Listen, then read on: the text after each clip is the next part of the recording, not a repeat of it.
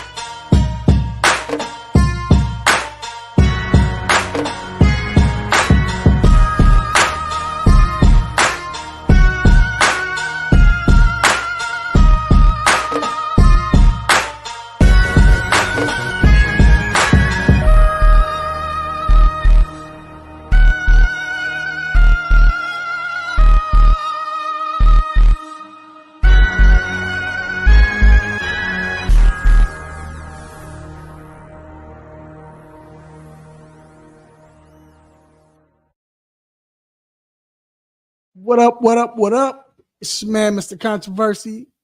Did you miss me? You're back inside the 3-point conversion sports lounge.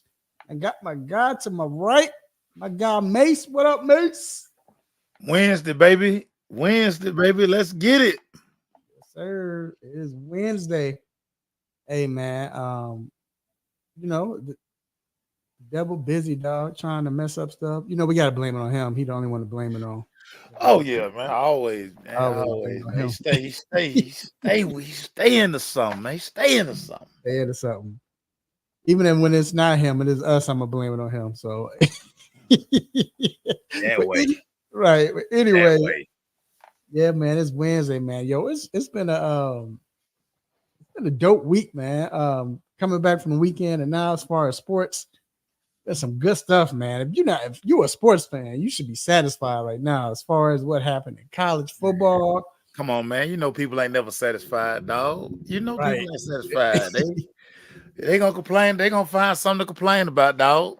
I don't know how, bro, but it's been crazy, man. Baseball, NFL.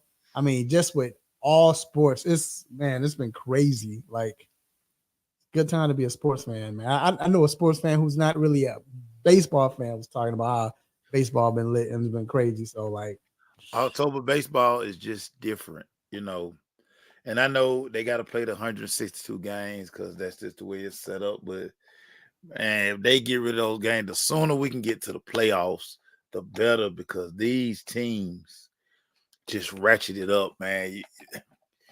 Padres, what a story, man. What a story. What a story. It's been crazy, man.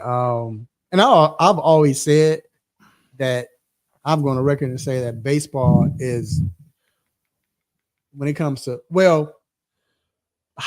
hockey first. Well, hockey playoff it's another level. Like, you don't even know what you watch. If I watch hockey, but if you don't know what you're watching, it's still exciting. The announcer's excited, but baseball is like, it's just it's a, I don't know, bro. It's just something about 6, 7 inning, they down by 3 and they go on a run. It's just drama, and then you got a lot of history. Don't let Boston and Yankees play or something like that, or you got Padres and Dodgers right now, and it's just something. But anyway, man, we got a good show for you all, man.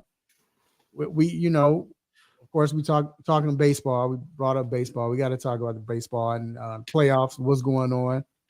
Also, this situation with Robert Saleh, man, it's been like the stories is coming out now, and what you're starting to figure out, the puzzle is starting to, just put itself together. You know what I'm saying? Like, yeah, but who didn't see this coming? Yeah, but did you see why all of a sudden? Yeah, it's crazy. Yeah, and honestly, you're right. Somebody had to take the fall. We'll get into that later. Yeah. What up, Vince? Also, man, we're talking Kale DeBoer. The question I wanted to ask when we get to it is, bro, what's it? Is the SEC too big for him? Is he ready for it yet? Is he ready to adjust yet? I don't think he's ready yet. But I don't know. Mace might think otherwise. We're gonna get into it.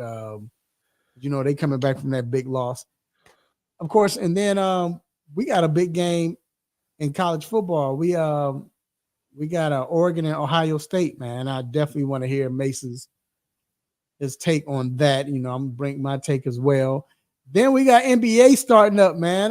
It's preseason, but still, it's a lot of questions going on, man. The Atlanta Hawks, and when I say our Hawks, I'm not really a fan, but we're in Atlanta, so we cover the Hawks. That's why I say we cover the Hawks. So yeah, they are Hawks. We cover them. They are Hawks, right? We're responsible for them. But we saw Zachary Ricochet. He had a great game. Trey had a good game too. I mean, I know it's preseason, but still, just very efficient. Yeah.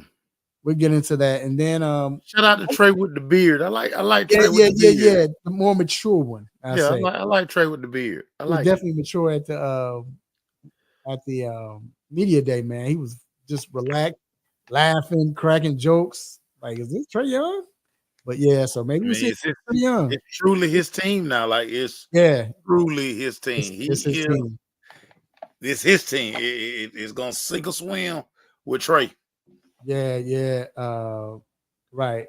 ACL been on every show this week. He been watching your show. Hey, that's what Vince do. I mean, that's what Mace do, man. He every day. Hey, Vince, it's like two other shows I turned down. So hey, be lucky. Also, we talked about Robert Saleh in the NFL. I also want to know, man, we're going to stick with coaches and remind me if I forget, but we got to talk about this. I want to know, we talk about Deshaun, he playing horrible and all of that. Yeah. But is this all on Deshaun or is it the coach? I got something to say about this. I definitely got something to say about this. And not saying necessarily he's calling the wrong plays, but we'll get into it. And then, of course, we got Dr. Fowler coming on with your injury report as far as your fantasy teams, or maybe it's just your favorite team or favorite player, but definitely want to tune into that. And then we got our picks, man. We got quick hits, stop it, what's on my mind. So please let your family and friends know they can listen to the show live on the 3 Point Conversion Facebook page, also the 3 Point Conversion YouTube channel as well. Hey, bro, it's time to get to the show, man. Let's get it. Let's go with it. And you know what? I said we're gonna do quick hits. Well, no. You know what? I'm gonna do quick hits because I want to talk about this, and I thought this was very fun. It's crazy about coaches. Did you see the situation in Carolina with they starting Andy Dalton, right? No. And what's my guy's name? Kalis. What's the coach's name? Oh, Canales. Yeah, Canales came in and they asked, well, first they were losing, the Bears, my Bears, shout out to my Bears, beating up on Carolina. And then in the fourth quarter, he brought in your boy, So Bryce back. So Bryce came in. Cool, did I, whatever. So, the media, they asked him, hey, you brought in Bryce. What was your, take on Bryce? What made you bring him in? Normally, you would think what we talked about, well, look, this was the time to get the kid in, get his confidence up. The game was out of hand. Let's play him and do all of that. Canales didn't say that. Canales said, well, matter of fact, let me read it to you verbatim. This is what this joker said. He said, well, we had a couple of injuries on the offensive line. And again, just like wanting to get him in there to get some live reps to let Dalton sit out and play young instead. What? So basically you're saying because you had a couple of injuries on the offensive line that we're gonna protect Andy Dalton, and we're just gonna throw the young kid in there. Yeah. Mace, what you think about that, bro? I'm gonna let you go first. I'm not surprised. This is without a doubt the most dysfunctional. This is the worst run organization in the NFL. David Tepper is probably the worst owner in the NFL. So there's no leadership, there's no structure, there's no plan in place. And you have Canales, who's a first-year coach, who is just basically winging it. It's like, it's no, hey, coach, these are the talking points. This is, I mean, everything in Carolina, they're just flying by the seat of their pants. And they're probably, without a doubt, going to have the number 1 overall pick next year. Yeah, right.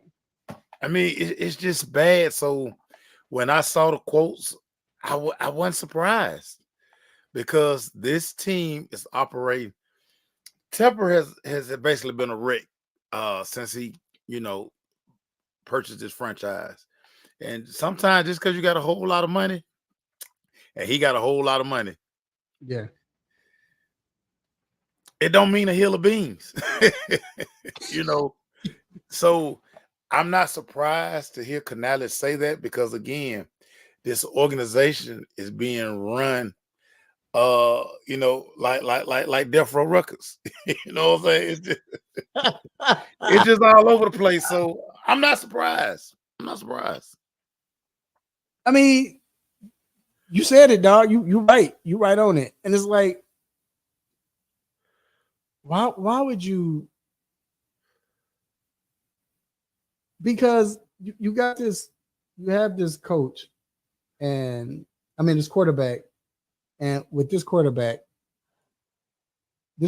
right now needs all the confidence in the world. Right. So for you to come out and say that, yeah, like, we don't care about him, we'd rather let him get hurt. Yeah. So, like my boy would say, I mean, he might as well say, well, look, you gotta understand, we got Andy Dalton, we don't want him to get hurt. We got Bryce Young, he a Thundercat, he got a warranty on him still. He can deal with the injuries. You might as well just said that, but it just looked like you threw him under the bus, hey, yeah, F Bryce, right. We want to keep Andy healthy. But understand this, Bryce is really not Canales' guy. True.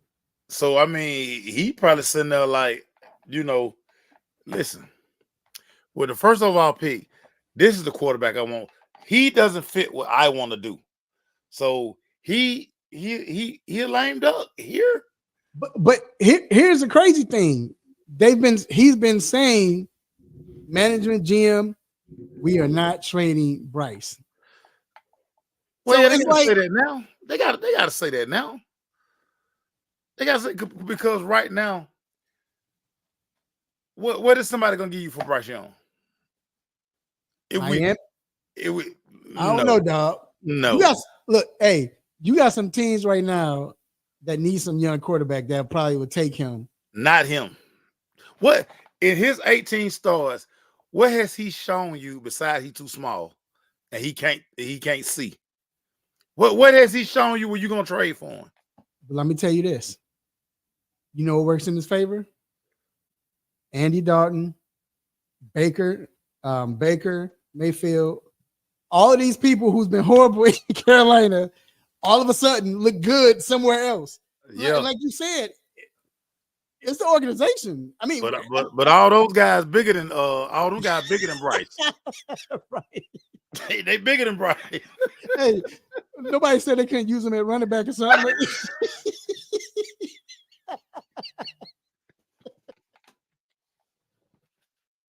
Oh man.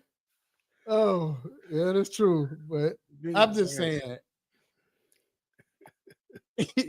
Ben said they're gonna ask for fifth round back. Man, listen. You will have to give Bryce away. You like, man, come on.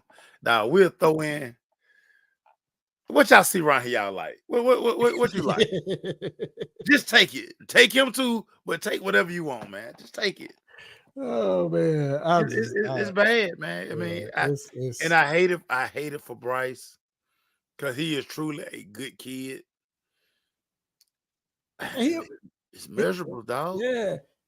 Yeah, and I think that's the only thing that makes him look bad. But at this point, Bryce, you looking at cats like I said, Andy Dalton, and look at Geno. You're talking about these cats that's making comebacks. You even got Flacco coming back and just. I mean, if you with the right situation, you can flourish. Yeah. And I've been saying that for the longest, though. I don't care who you are. At quarterback, it's hard to judge a quarterback when you've been playing with trash. It's just hard to. No doubt. Don't let the organization be horrible either. So, no doubt. And see, this is what comes with being a high draft pick. And if you're a high draft pick, so CJ was a high draft pick that fell into an organization that had structure. Right. And then you bring D'Amico in, who just an NFL lifer, and they do have pieces in place. And so it was easier for CJ. And that's why they had immediate success. Exactly. Yeah. You bring Bryce in to a team that has zero play. You trade away the playmaker to get Bryce. Essentially, you had to give him more. Mm-hmm. No playmakers. Horrible offensive line. Coach gets fired. Right. Yep. So I mean, it was a lose-lose. Organizations matter, dog. Organizations matter. And leadership matters. Yep, and it's a lose-lose situation for him, and I hate that for him. Like you said, good kid, but hopefully, man, it'll work out for him. You know, he get traded somewhere else or whatever, but they need to release him, man. Also, we're gonna just go with the hot topic, dog. We're gonna get into it. It's hot right now. Am I saying his name right? Robert Saleh. Saleh. Okay, Saleh. Robert Saleh. Okay. You know, it's one of them names like Dirk Nowitzki, Dirk Nowitzki, you know. A before E except after. Right. Yeah.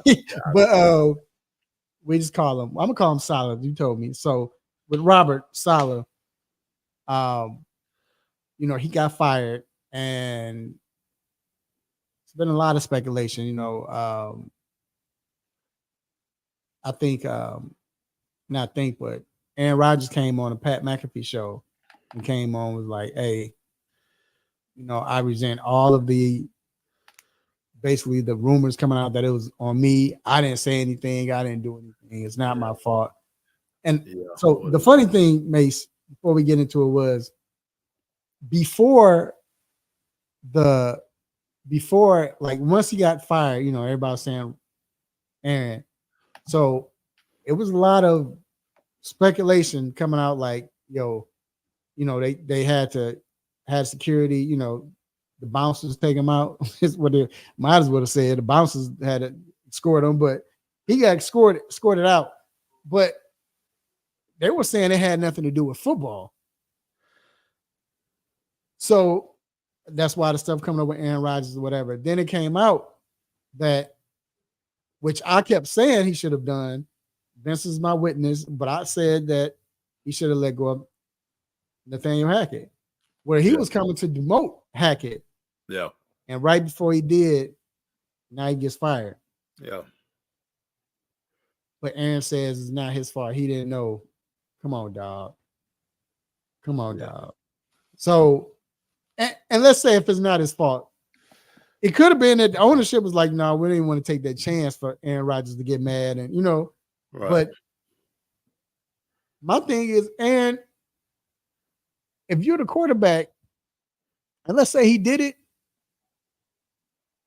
you should have been happy. Or let's say if Aaron was the reason, Aaron, you should be happy the fact that he was thinking about demoting Hackett because he sucks. It's not Green Bay anymore. Y'all don't have Devontae Adams. Yeah. Garrett Wilson is not Devontae Adams. No, he's so not. You sucked in Denver as a head coach. They got rid of you the first year. You got to go, dog. Yeah, you ain't even finished. They let him go. Trash. And the offense looked better the last two games or last game. Yeah. But then you go to Jets. It still looked bad. And the defense is in the top 5. Yeah. And yards allowed and points per game scored on. So why are we firing the head coach? Because again, they was going to get rid of Hackett, who should have gotten fired or demoted or whatever. I don't know. What you got? So this was the issue from the start. When you put all of your eggs in an old quarterback basket, Aaron Rodgers, you knew this was coming. Who didn't see this coming? Saleh, if Aaron Rodgers would have played last year, Saleh would have got fired last year. The only reason Saleh came back is because Aaron Rodgers got hurt. Right. So now we see, now you add another year with an injury. Aaron Rodgers was declining when he left Green Bay. Right. What made you think that? And see, this is what I hate about the mainstream, because everybody just tried to make this out like, oh man, Aaron, he do. To a man, if you just look at Aaron Rodgers play the game, what made him special, he can't do no more. He can't move. No. He cannot move. Hackett, we know Hackett can't coach.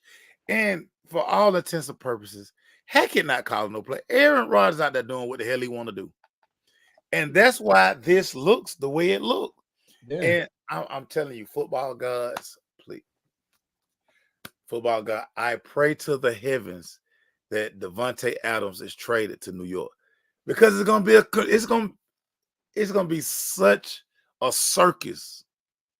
Because trading for Devontae ain't gonna do nothing but piss off Garrett Wilson. Yep.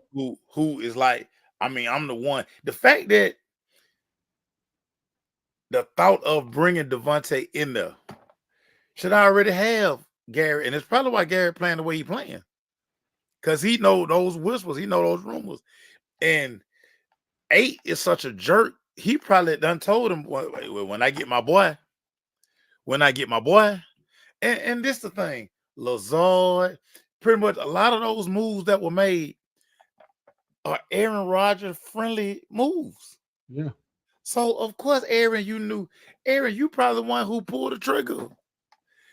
And again, here we go. So the Panthers have the worst owner in football. Woody Johnson is the second worst owner in all of football. Nothing good is going to happen to the Jets. Right. Because of ownership. Dude, it's no way I would have signed Aaron Rodgers. And then, again, you had people out here thinking, well, just insert Aaron Rodgers and it's a Super Bowl team. GTFOH. So again, anything bad that happens to AA Ron, he deserves it. Anything that happens with Woody Johnson's organization, he deserves it. You do not put all your eggs in the basket of a quarterback that's over the hill. But whatever. Whatever. Yeah. Go Jets. Jets.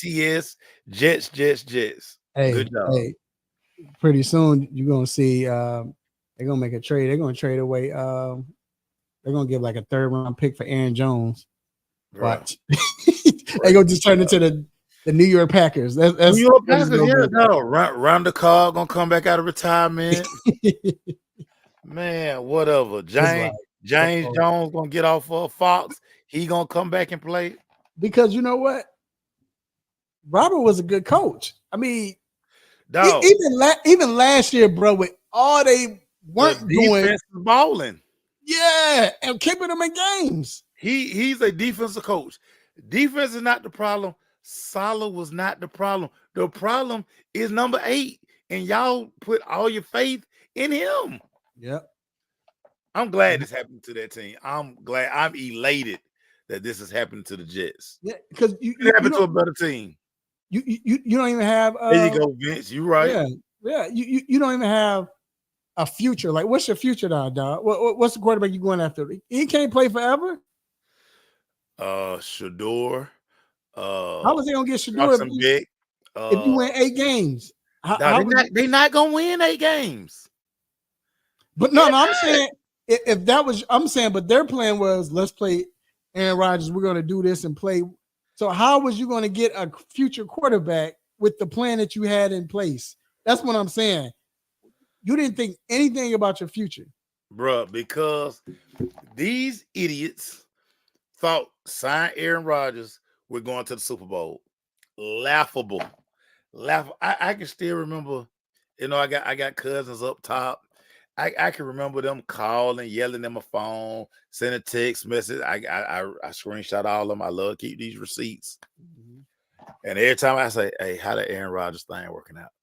I see you ain't wore that Aaron Rodgers jersey yet. Like, what you waiting on, dog? Yo, B, what's the science, B? You're not gonna wear it with your Timbs? Not gonna wear it with your butters? What's up, Dunny? Done? What's up, kid? Yo, kid? Yo, done? Couldn't happen to a better team, dog. Yeah, they deserve everything that's going on in New York City right now. Couldn't happen to a better Rodgers. So yeah, I'm with you, dog. So shout out to Saleh. Just please don't go to the Carolina Panthers. He'll get a job. He's gonna get a job. He'll get another job. Yeah, he's gonna get a job. Yeah, he's getting a job. So that's why he probably had to escort him because he went off when they found out he was getting fired for what? I'm doing my job. So whatever, man. All right, bro. Let's move on to college football, man. And you know what time it is. We got to do this. Every college segment. It's time for that nosy neighbor watch. And Mace, I'm gonna let you go first, bro. Who you got for the nosy neighbor? Playboy. Got me a 40 in my hand. Got one pants leg pulled up on my sweats. I'm up there in Anderson, South Carolina. I'm looking at Dabo. We all laughed at Dabo about 5 weeks ago. Right. It ain't funny no more. It ain't funny no more, dog. It ain't funny no more. Dabo done survived NIL, transfer portal slander.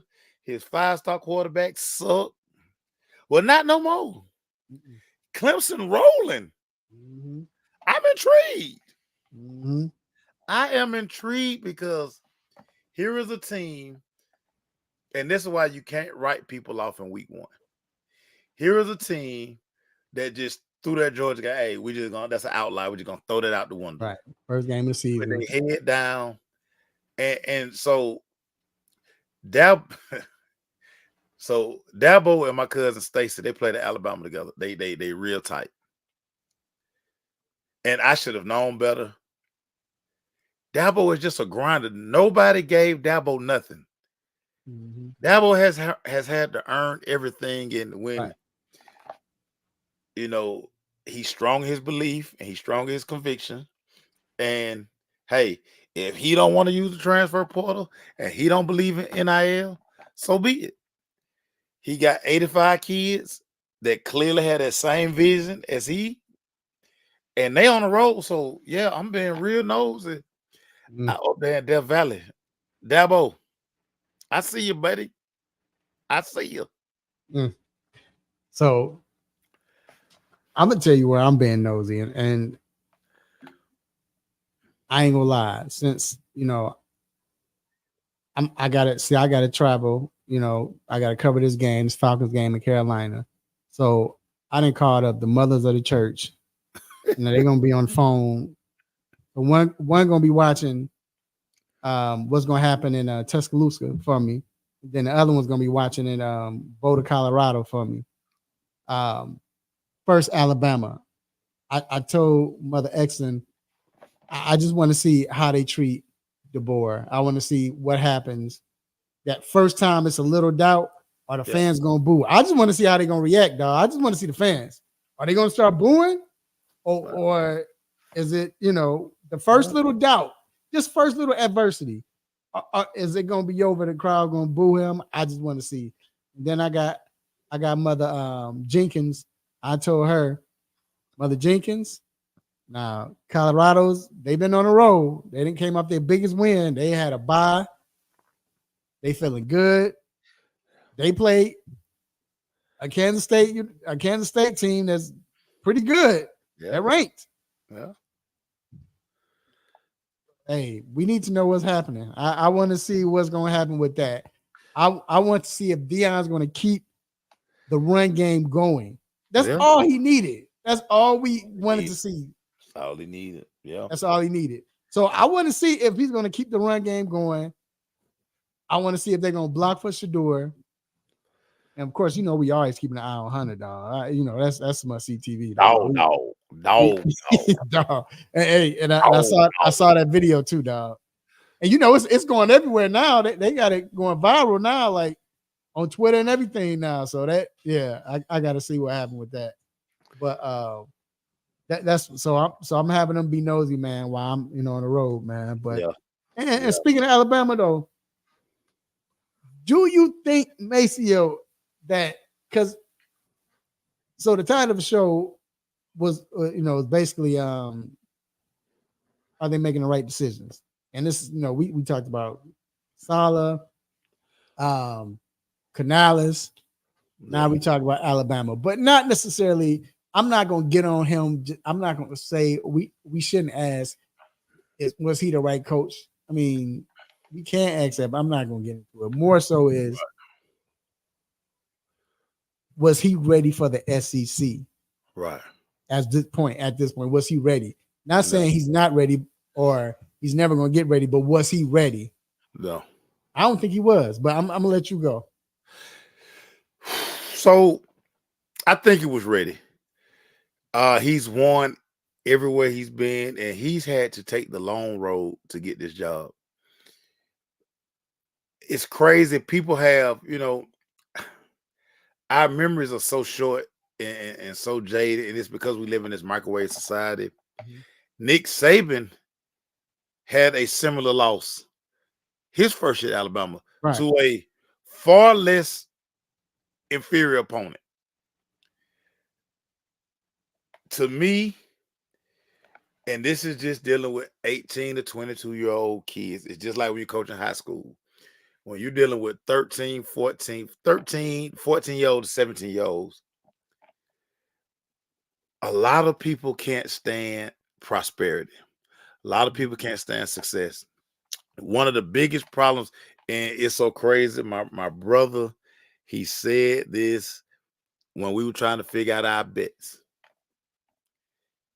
He just kept saying, hey, just read everything coming out of Alabama this week. There's nothing about football. New NIL deals, cars being paid off, jewelry shopping for the team. Everything but football. Mm-hmm.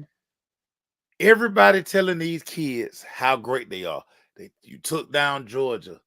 That's a quarter of the season. It's a marathon. So the coach is going to get a lot of blame for not having the kids prepared to play, whatever. But these kids also have to take into account, especially now, you're getting money. I mean, you're not really amateur no more. A lot of y'all are professionals now. Right. That team, those kids overlooked Vanderbilt.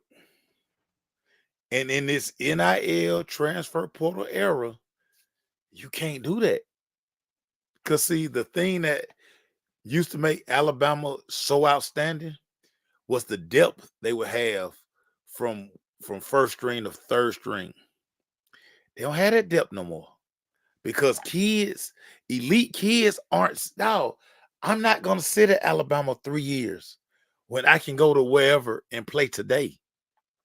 So, and Vanderbilt, hey, New Mexico State transfer in quarterback who was a dog at New Mexico State. See, a lot of people had never seen him play. Mm-hmm. And then I know everybody, they lost to Georgia State. Well, they overlooked Georgia State. because they like, man, we this SEC school and we traveling to Georgia State, got slapped. I'm not gonna hold this loss against DeBoer simply because in coaching, the biggest thing as a coach, you're supposed to manage expectation, but your kids, the message that these like, I don't know how these coaches doing it now. One of the reasons one of my partners who ended up taking the NFL job was he was like, "Oh, these kids out of control. I might as well go coach pros."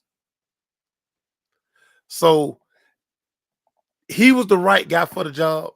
I believe he was the right guy for the job. And I think 2 years from now, 5 years from now, we won't even remember that loss. Same way with Saban. When he lost to, I forgot who he lost to it, but like I said, they wasn't even the SEC school.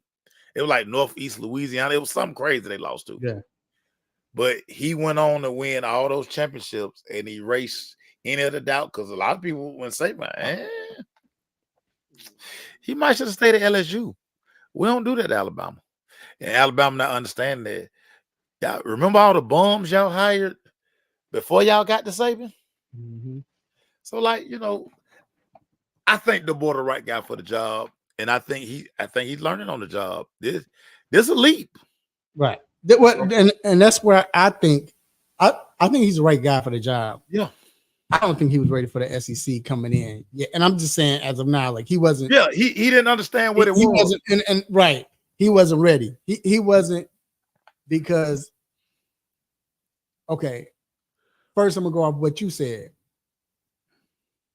Yeah, it's some kids in the Pac-12 getting money, but these jokers in the SEC, they were getting money before NIL deals, like big time. So, of course, they get money. And like you stated, they thinking about money, NIL deals, how they going to pay this off. This is what goes on in the SEC. It's the conference. This is normal. Whereas he didn't have to really deal with it like that up there. Also, we talked about it, the game against Georgia. When you up and then you try to do a reverse wide receiver, whatever they was trying to do, throw the ball and let it tip off the referee's head, and then nothing but net. You can't do that. You know what I'm saying? No. I think this is not Pac-12. It's definitely it's not. So I think he's, like you said it perfectly. He's learning on the job. That's why I said I don't think he was ready coming in. Now, by the end of the season, will he have learned? Probably so. Probably by the time playoffs start, he'll be ready. Yeah. And it's like it's like anything else. I mean, when you first started, no matter when you start a new job, I mean, you got to adjust. You know what I'm saying? You got to feel out. Year one of your first job. I mean, you trying to figure stuff out. Yeah. Year two, you look at what you did. Year one, you like, okay, I'm a little more comfortable. Mm-hmm. So he's gonna be fine. And I mean, everybody relax. I mean, microwave society we live in, and as these coaches, I promise you, if you pull any college coach to the side, regardless of division, and you ask them what's the toughest part of their job, managing 18 to 22-year-olds, because you just don't know. And see, I hate, like, we forget we were this age. Mm-hmm. We forget that the same mistakes these kids were. Oh my God, I can't believe it. Bruh, you did it too. Yeah, we all did it. Right. We all did it. We all got the big head, and then you had to get humble. Yep. And honestly, the better question might be, was he ready for Alabama? Because with Alabama, it's just a different animal as far as everybody coming at you. It's like coaching the Dallas Cowboys. Yeah. Whether it's media, teams, everybody gets up to play for you, to do media against you. Is so high. Right. And it's Washington, I mean, y'all were doing good. Y'all were the Cinderella team. Y'all were the team. Everybody was like, you was up right. I was about to say that. The Darlings, right. You on Not front, Alabama. You on Front Street. Every week you on Front Street. On Front Street. And ain't no hiding. Right. So I've talked to Jason McClellan, who plays for the Falcons. He said he talked to his homeboys for the Alabama. He said, man, practice is so easy right now. It ain't like it was. Yeah. And they could help Alabama, but I'm just saying, my whole point of saying that is it was a certain standard you had to play by. And right now, so people are chilling. And like I said, he probably got I don't think he has to be Nick Saban, no, but you got to understand where you coaching, who you coaching against, and how it works in that conference. And I think he's going to get it. And he's not going to be Nick Saban. Right. And you don't need people to be. have to understand that. But again, what he has to do, create his environment. My dad used to tell me this all the time. You want people to get off your back? Win. Don't nobody care about nothing as long as you win. Hey, low key, Nick Saban low key set him up when he made that statement talking about, the SEC is great. The only place I say is when you go to Vanderbilt, that's the easiest. Remember he said that right before the game. He low key set him up. Yeah, but think about it. Vanderbilt Stadium, I don't know if y'all ever been to Vanderbilt Stadium for a football game. Worst stadium in all of college football. There has never been a time where Vanderbilt, especially when a big team come in, dude, it was so the stadium only seat 50,000. Right. 55,000. It was 42,000 Alabama fans. Right. At the game. So that's why it took them so long to tear the goalpost down. Because hell, it wasn't enough people. Majority of the people that were Alabama. They ain't rushing the field. Yeah, 15 people trying to take down a goalpost. Man, jump on it, dog. Jump on it. Look, they ain't know how to do it either. Dude, think about this. And this is something that went over everybody's head. So all of your big time programs, everybody have those collapsible goalposts. Soon as the game over, they hit that button, both goalposts go down to the ground. Can't do nothing with them. People at Vanderbilt say, "No, we ain't spending money on that." Why we don't spend money on that? Right. Now they got to get them because they done tore the damn goalpost. So, right. They done walked. I thought that was dope, though, how they walked across the whole city with it and took it down to the river, dumped it in the river. That was dope. Yeah. So that's what people don't. That's what people need to really be upset about. Is wait a minute, because that's the first thing I say. They don't have collapsible goalposts. Right. Need to know. Hey, ain't nothing going on. Who saw that coming? No one. So yeah, man. No one. Your boy gonna be fine, man. He gonna be fine. So speaking of being used or ready for a certain conference, it's a big game with Oregon. They playing. Are they playing at home? I can't. Yes, at home. Ohio State got to travel across the country. Okay, so they good. They're not playing the big house, not big house, but they're not playing in the horseshoe. But they play Ohio State. It's a big game, big moment, big game for both. To me, this is going to say a lot about both teams because right now I'm going to be honest, Mace. I still don't know right now what Ohio State is capable of. Yeah. I mean, we know that the wide receivers is ridiculous. Jeremiah Smith, Jesus Christ. Yeah, he's a beast, dog. He's a beast. Crazy. Jesus. But as a team, they haven't played anyone. I mean, each week they playing Popeye University, Target State. And they've been at home. Yeah, and they've been at home. They've been at home. They're not playing nobody. So but this is the first big test they're playing. But then with Oregon, I still think in a sense, when you look at Ohio State, and thanks to Urban Meyer, Ohio State has never. Ohio State is the only team. When we talked about this about Penn State, they're the only team in the Big Ten. When Urban got there and said, "You know what? Get this bump." What Big Ten talking about? We're getting a quarterback. We're going to make sure we get a quarterback to lead our team. Yeah. So their play is not like a Big Ten team. Yeah. It's not we're going to grind it out.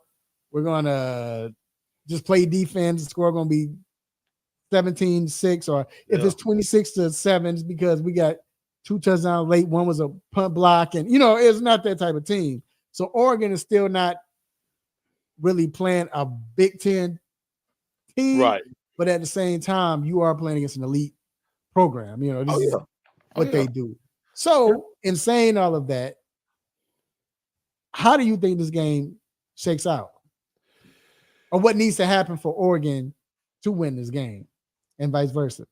So, for this game is basically going to come down to, can Ohio State go in there and bully Oregon? Because that's the game plan to beat Oregon. Smash them in the mouth. They're not going to be as physical as you. That wide zone, all that stuff, that is cute. But if Ohio State just line up and run right at Oregon, they should run Oregon out the building. Right. But now we're going to find out, like you talked about earlier, all of these games for Will Howard have been at home. Mm-hmm. So it's been very comfortable. Now he's going to a hostile environment. It's going to be loud. So he's going to change his cadence. They're silent count. So can he manage the crowd at Oregon? Can Oregon do a lot of different things, show him a lot of different looks to confuse him a little bit? If I'm Oregon, I'm doubling Jeremiah Smith. Mm-hmm. I'm doubling him. And even though Ibuka, yeah, the senior, he has All-American talent, but I'm basically like, okay, throw to Ibuka every play. Right. We're not gonna let Jeremiah Smith take one of these slants to the house and all that stuff because it seems to fire up the team. It's gonna be an interesting matchup.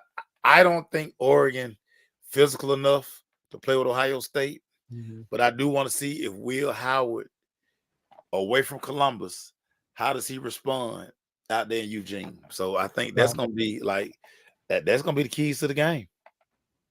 Yeah. Do you ever wonder though why, because we got on Penn State, but with Michigan, why didn't Michigan just come in and say, you know what? Let's go ahead and get a quarterback. This is the perfect time to try to get Cam or anybody else after you won a championship. Get a quarterback. I mean, why not? Well, they thought they had one because Orgy is a 5-star kid. He's a big-time recruit. So in their mind, they had their guy. Now, they seen him, and now they like, boy, we didn't get in the portal. I don't know. Michigan has the kind of resources. They got the kind of financials. Right. If they want a quarterback, they can go get it. But again, they got this big 6'3". I think Orgy was like the number 2 or number 3 dual threat quarterback coming out of his class. So I mean, he probably doing all kind of crazy stuff in practice all summer. So you're just like, whoa, we got a real one. A joker. And then the lights came on. Yeah.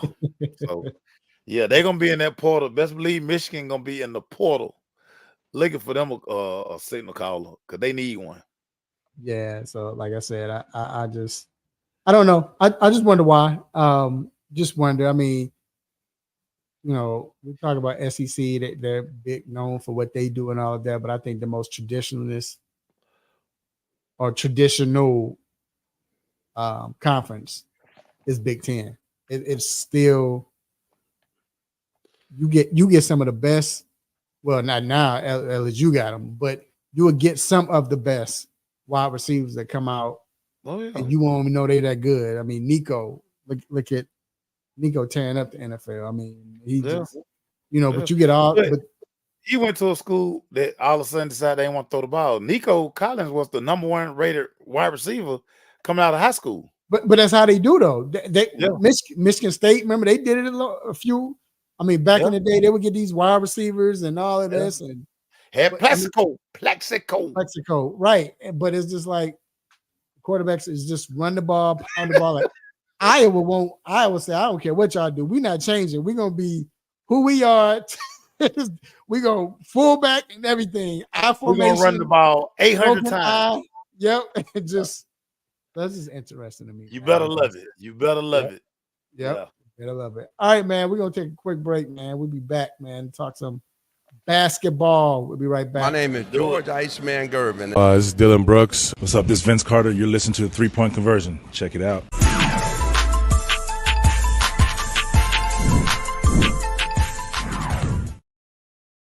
All right, man. We mentioned Atlanta Hawks last night. Interesting game, very entertaining game. Won in overtime, not in overtime, but won it basically like the last seconds. 131-130 over Indiana Pacers. The Rook got in, man, and he bought out. Yeah. He looked good. He was efficient. I think he grabbed 8 rebounds, 18 points. I know it's preseason. Yeah, we're preseason, but we're gonna pump the brakes a little bit. We're gonna pump the brakes. But to see him go up and the way he done, it was like, okay, like I mean, just the old school hands behind the back. Yeah. We didn't see this in the summer league. He was playing real low key. Yeah. So, like you said, we can pump the brakes just a little bit, but to see him play like that, it's got to be rewarding. I mean, because all it's going to do is boost his confidence. Right. And then even to see Trey come in, Trey had his 8 assists, or what did he have? 6 assists, I think, but only 1 turnover. Yeah, 1 turnover. Preseason, but still, you would think because of that, this is the time where he won't. He probably gets 5 turnovers preseason, but nah, he looked good. Yeah. So my question to you, what was your thoughts like when you see all of this only preseason? I mean, we already know Hawks probably gonna get the brakes beat off of them when the season starts, but still, just to see this happen. I mean, your take on look, I tell you one thing. I see we still out here giving up 130. Right, bruh. That's what I was thinking. That was gonna be my next. So my mindset is like,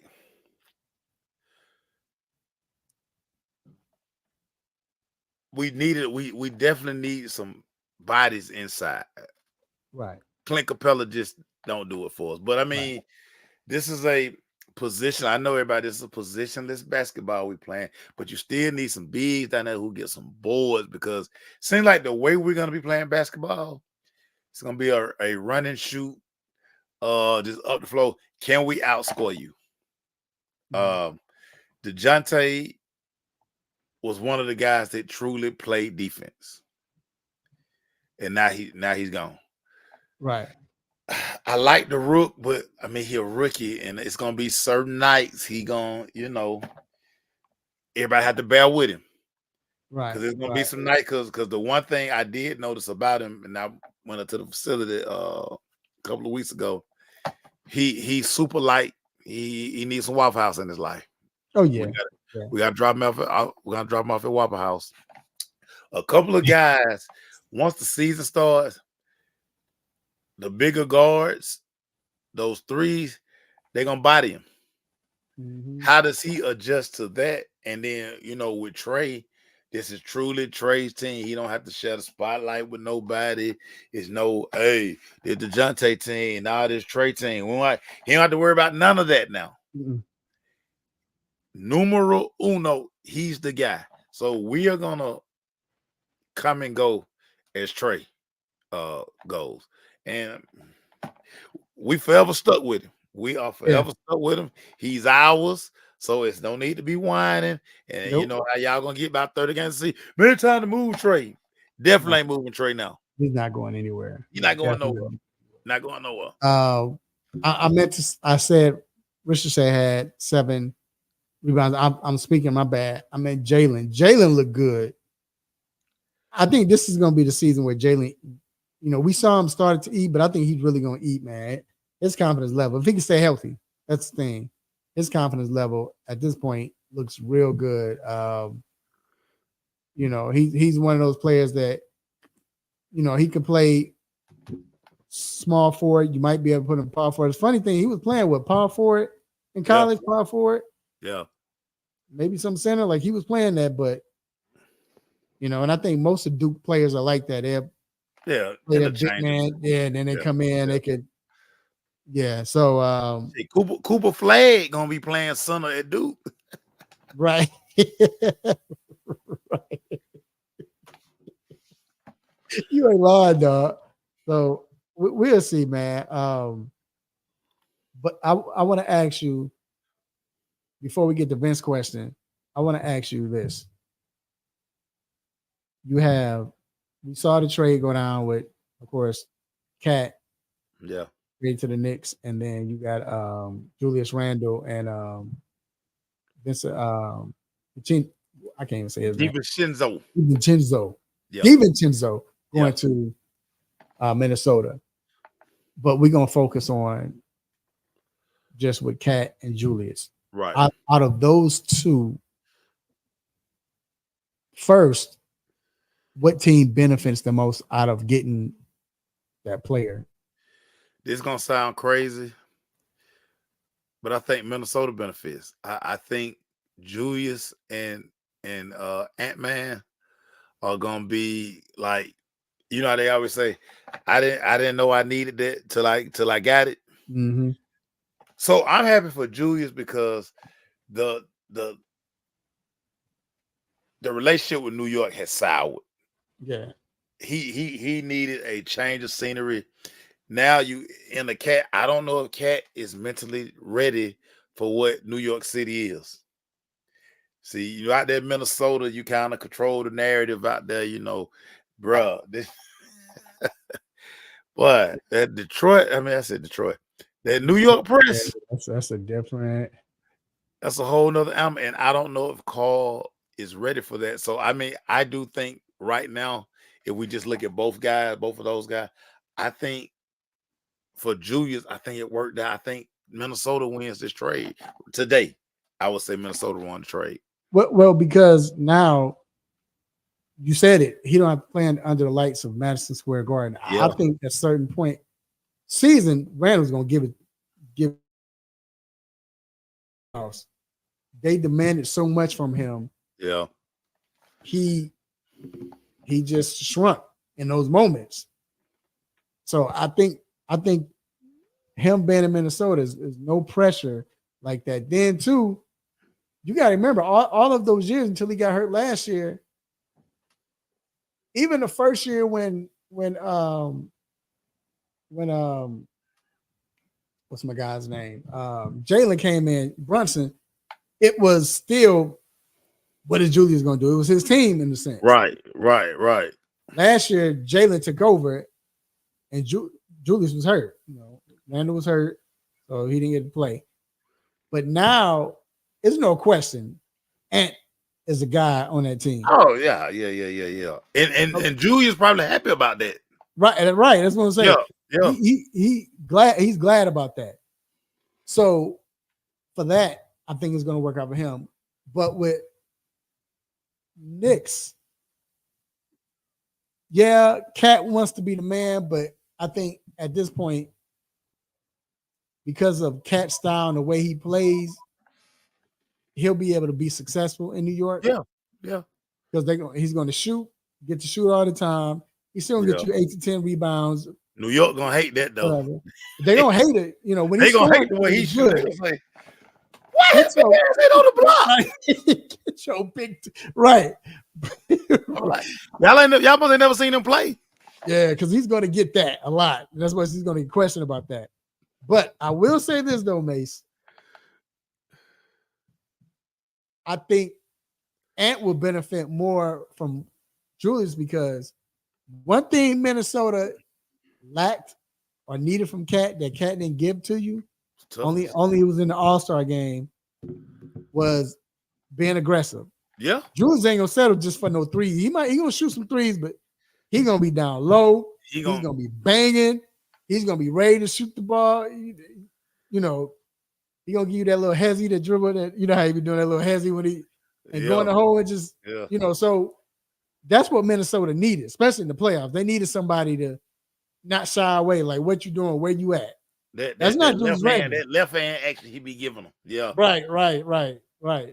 Dog, when I tell you, when I saw that Joker at Kentucky, I'm loud. I like this dude. When he got in the NBA, his game, dog, I fell in love with that dude's game, dog. That dude, he just disappeared in the playoffs, but he gonna give you 20, 22, and 10 every night. So I think he's gonna. I think as a team, like you said, Minnesota benefits the most out of them. But as a player, I think Cat, he's coming to a situation where you saw what Brunson can do. This little young kid is not coming up taking your job. He had to deal with that. But this is Brunson's team right now. You already know it. Yeah. But you're going to be able to shoot as much as you want. Because besides Brunson, who else you got scoring? Yeah, there you go. So, there you go. And then I'm going to put this back up, man. I want you to answer. Who y'all think the rookie could be rookie of the year? Woo, Vince. I don't know, Vince. I hit the wrong button. So this why I don't know. Go ahead. My fault. Go ahead. You good? This is why I don't know, Vince. Because I don't know. Because Jalen gonna get a lot. Jalen is our de facto number 2 guy now. Right. So Jalen gonna be putting up a lot of shots. I don't know how many true touches he's going to get of the basketball. How many plays are going to kind of come his way? Is he going to be a hard enough worker in that paint in this grown man game to go down there and just get dirty? Because he's gonna have to like create a lot of points for himself. Because like say Trey gonna be coming out, Trey gonna be looking for Jalen. Bogey gonna be out there. So I don't know if he can. Because I think when you look at and it's not a great rookie class by no stretch of the imagination. But I think when we always talk about rookie of the year type guys, they always average 16, 17, close to 20. I don't know if he's going to do that. I don't know if he can do that. So I don't know if he can be rookie of the year. I know he's going to be better than Sar. That I do know. Oh, yeah. Sar didn't want to be here. We didn't want you, buddy. Don't worry about it. We ain't want you. The thing is, too, I don't think he starts. So that's the thing. And then you look at the coach he's playing for. I'm not saying this coach hate rookies, but he's a veteran coach, so he's not going to put the rookie out there like that. Right. To hurt his confidence, But I mean, hey, he's quicker than you would think. He plays bigger than his frame. Yeah. And the thing that's been in camp that everybody's talking about is his defensive presence, like he's being able to play defense and sliding his feet and all that. Now, granted, he play against somebody like a Randle. Shaq said it's barbecue chicken. He getting the shoulder straight in the chest, and that's all he's getting. But I don't know, man. I mean, with this class, maybe rookie of the year get you. If you get 14 points a game, maybe that gets you rookie of the year. But I just don't think he's going to be starting right away. So I don't think so either. I don't think so either, man. So, but hey, man, before we move on, bro, it is You know, it is time for the most infamous, the most famous. Stop it. Segment, bruh. Mace, I gotta stop it, man. Go ahead, baby. Go ahead. And this stop it. It's not your normal stop it. It's a real. Please stop it, y'all. Stop it. It ain't no. They did something and you try to cover. No, this is. I really want y'all to stop this. You gotta plea. You pleading for something. I'm pleading for something. I am tired of, and I've seen it this week twice in the postseason. First, I'm gonna start with the ladies. WNBA is game 4 in Connecticut. Second half, beginning of the second half. Yeah. And you want to talk to the head coach about whatever in the middle of the game. No, I'm not talking. We call it a timeout, or we come back. Hey, we got coach. No, the game was going on. We got coach on the mic. Coach, can you hear us? And she's just coaching. No, what? Get out! Hurry up! If you don't get your all that, and you could tell she was annoyed. All right, I'm here. They asked a question. I mean, yeah, we good. I mean, you just got to do that. Yeah. So what do you? Yeah, just all right. So all right, we done, bro. The camera showed she ripped that thing off our ear and threw that. Man, get this off my. Then I'm watching last night. Who hit the home run for Dodgers? Who was it? Ali. It damn sure one Mookie got darn what you call Shohei. Right. Yeah, it wasn't. Yeah, they stinking it up. Jesus. Mookie hit the home run early in the game, but yeah, they stinking it up. But it was. I'm about to tell you right now. But either or, so it was Hernandez. Right. Yeah, it was Hernandez. Hernandez hit the home run, right? Yeah. So they down by 1. In the middle of the game going on, yes, they up to bat, but still, why are you interviewing him in the middle of a game? A playoff game at this game 3. They call it the rubber band game, the rubber game. Bro, why are you doing this? So my plea is stop it. Stop doing this. This is who thought of this? Who came up with these ideas of let's interview the player while the game is going on, or let's interview the coach while the game is going on? Not just a regular game, but this is the playoff. This is the Western Conference or the WNBA Conference Finals. This is the divisional series in Major League Baseball playoff. Why? Why are we doing this? Yeah. So stop it. Stop it. I don't get that, bro. Like, if I'm the manager, it's too much technology, dog. It's too much. They want to take us all the way in the game. They want to take us. We don't need all that info. We don't need all that content, bro. All I kept thinking about is that clip of Parcells when the camera was on the sideline and Parcells rushed the camera, moving his hand, get out of here, moving, yelling at it. Like, that's all I saw. You know what I'm saying? The manager doing, or like, we don't, like you said, we don't need all that. It's too much, man. We don't need all of that. We don't want to be inside the game. Some of us don't want that. That's not a thing that fans want. We want to watch the game. Right. So that's my stop it, dog. So like I said, it's my plea because it's ridiculous. It's ridiculous. Yeah. What you got, bro? Dude. And it's gonna take you back to Las Vegas, Super Bowl. Mm-hmm. We were sitting down with one Santonio Holmes. Mm-hmm. George Pickens. Stop it, George Pickens. You are becoming a menace to society right before our eyes. You're doing crazy stuff. You hurt your team. You get a silly 15-yard penalty at the end of the game. You don't do your media obligations after the game. Today, you decide not to talk to the media again. Dude, you're costing yourself money, George. Not only are you cost yourself money, George, one of the reasons you weren't a first-round draft pick because you are malcontent. Guess what you're doing? You leaving no doubt. Mm-hmm. One thing about Mike Tomlin, he'll let you walk, buddy.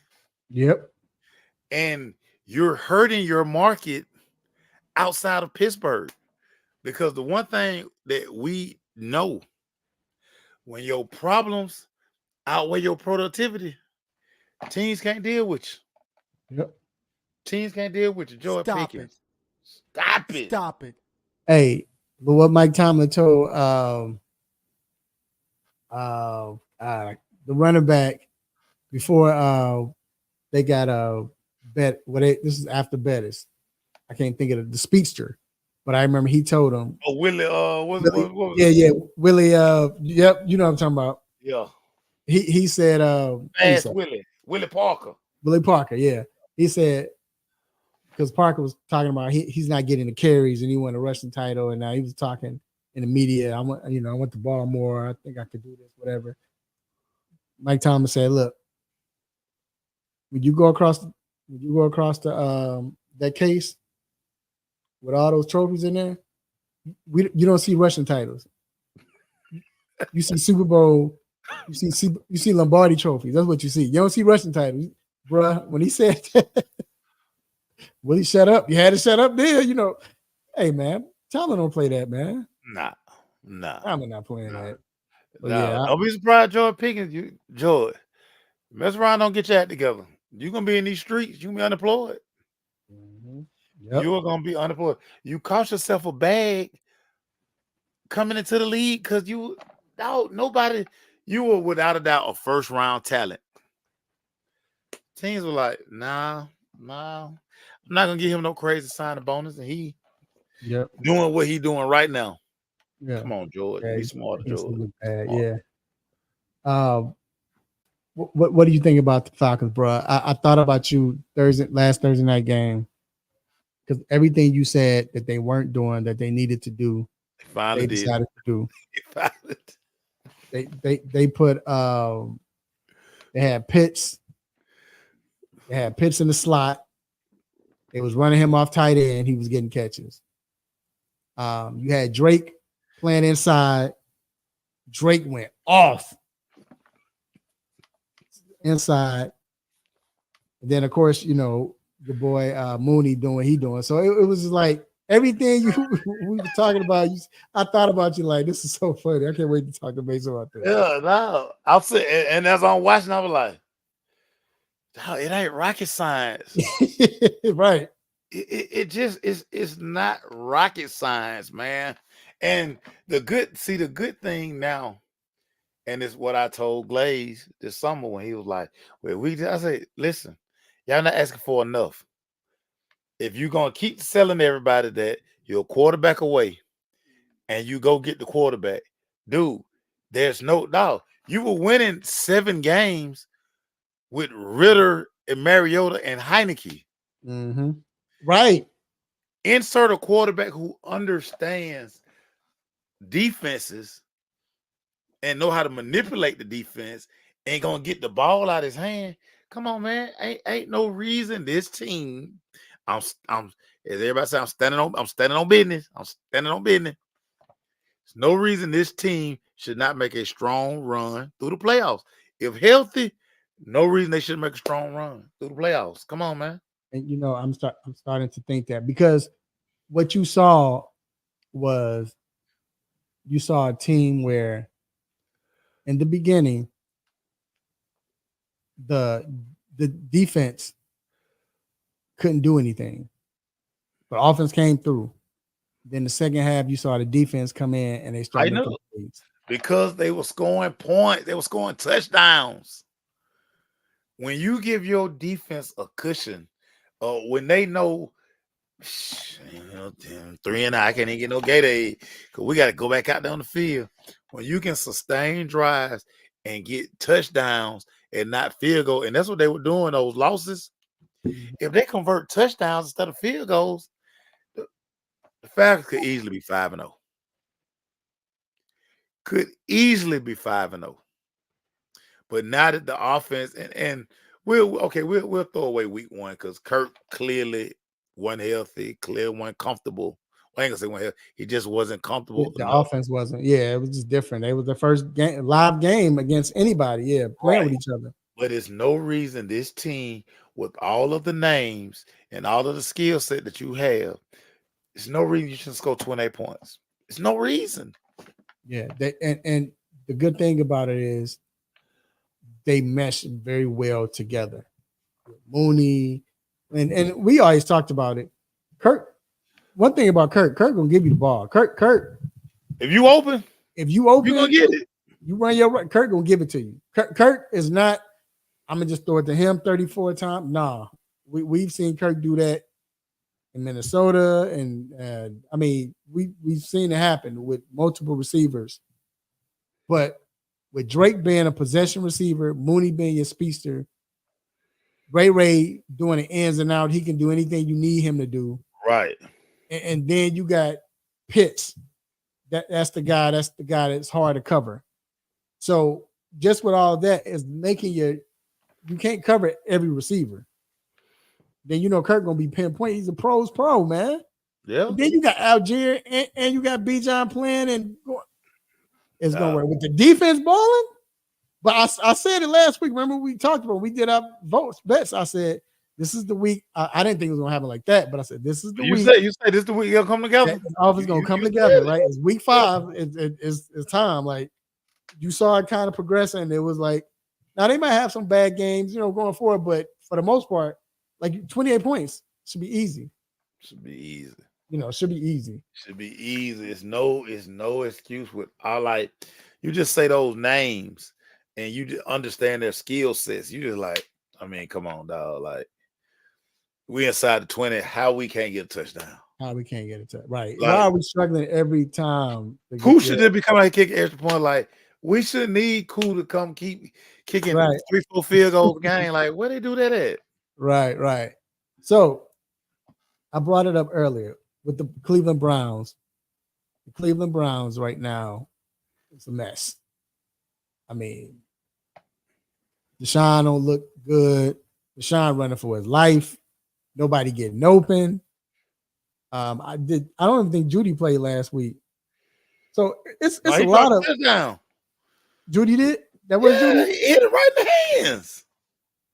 Okay, so you know what? He's been so non-existent. Right. He's on the injury report. Dropped the touchdown. It hit him square dead in the hands. Yep, you're right. You're right. But he's on the injury list again. I mean, he practiced a little bit today, but it's just been like that just consistently, right? Cleveland's not getting open. Mace. Also, the defense not playing like they normally play. Yeah, we can blame it on Deshaun. Deshaun, you suppose that you got all that money. You should be playing better. But you know what? I think Stefanski is losing this team. I think he lost the team, bro.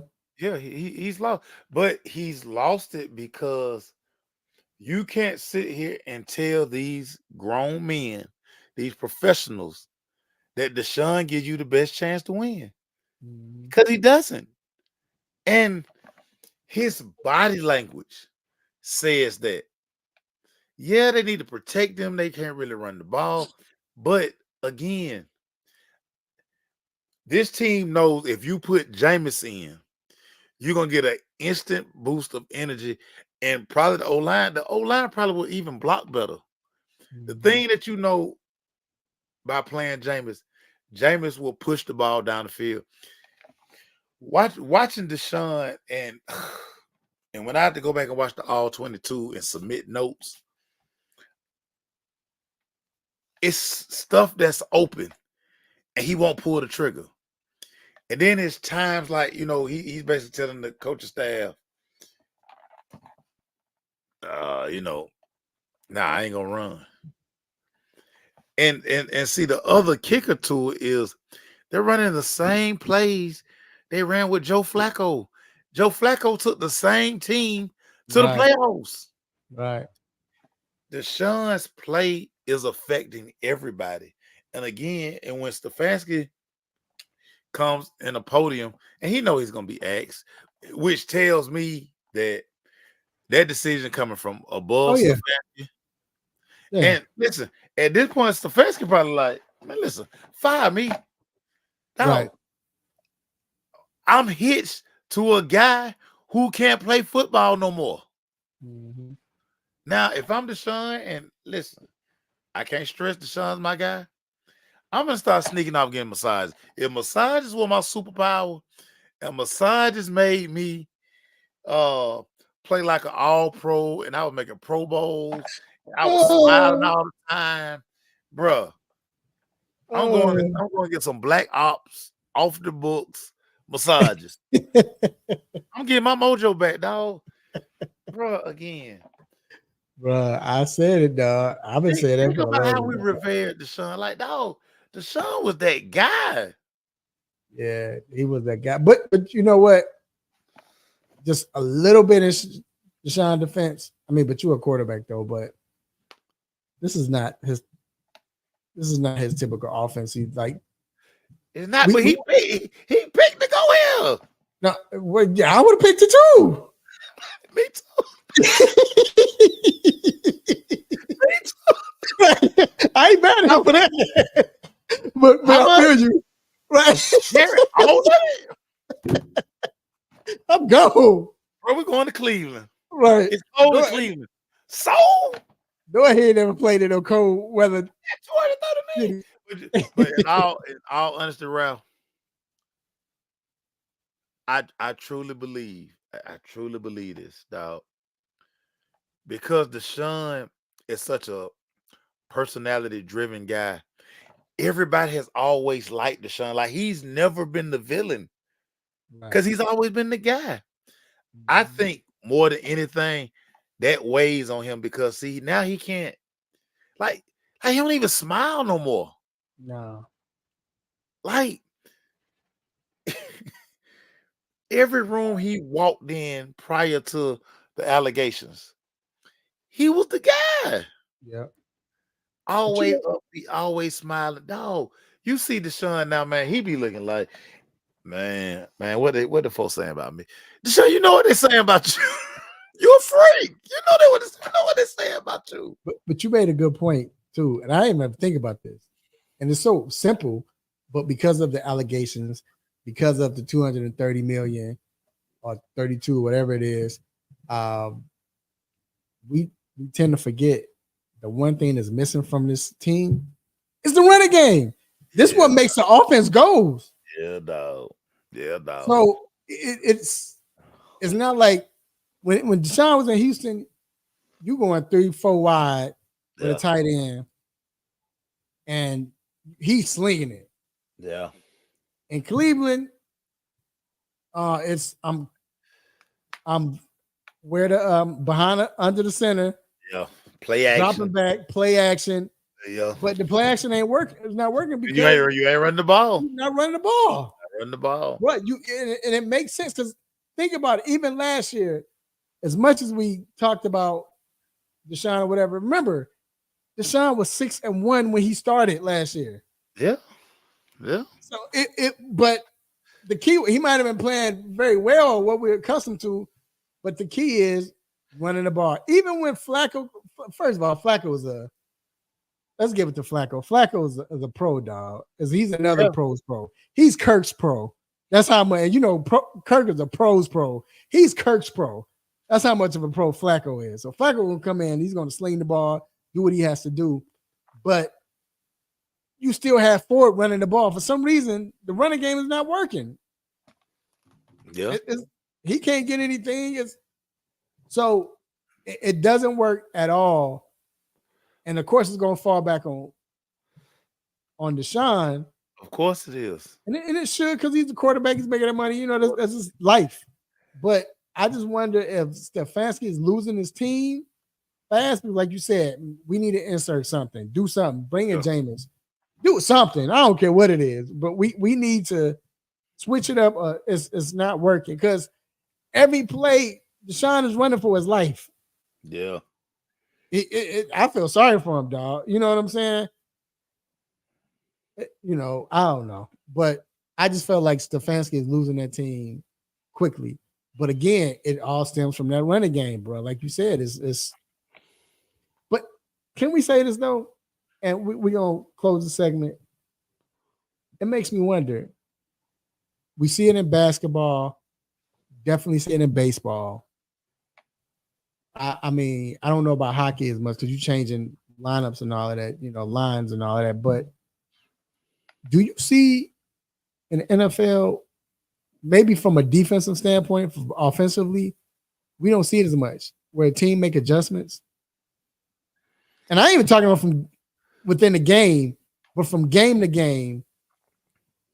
Only the best teams that we saw in New England would do it. Yeah. But is that common in the NFL when you think about it? So from game to game? Kind of, sort of. You know what I've noticed more than anything right now? And a lot of it has to do with quarterback play. A lot of these defensive coaches outside of probably Brian Flores in Minnesota, because he just gonna bring the house. Right. He don't care who it is. Right. You're gonna get blitzed. A lot of these teams are basically saying, let's just keep everything in front of us. Let's just we're gonna stay. I wouldn't care if they went in motion 100 times. We're gonna stay in too high, and we're gonna hope and pray we can stop our run with that front seven. Mm-hmm. Well, I don't have to creep that other safety down to get the 8-man box, and now I'm gonna get gashed in the passing game. A lot of defense is kind of what we see with the Falcons. Bend but don't break. No, from 20 to 20, knock yourself out. Mm-hmm. But once you get in this red zone, bruh, we're gonna make life difficult.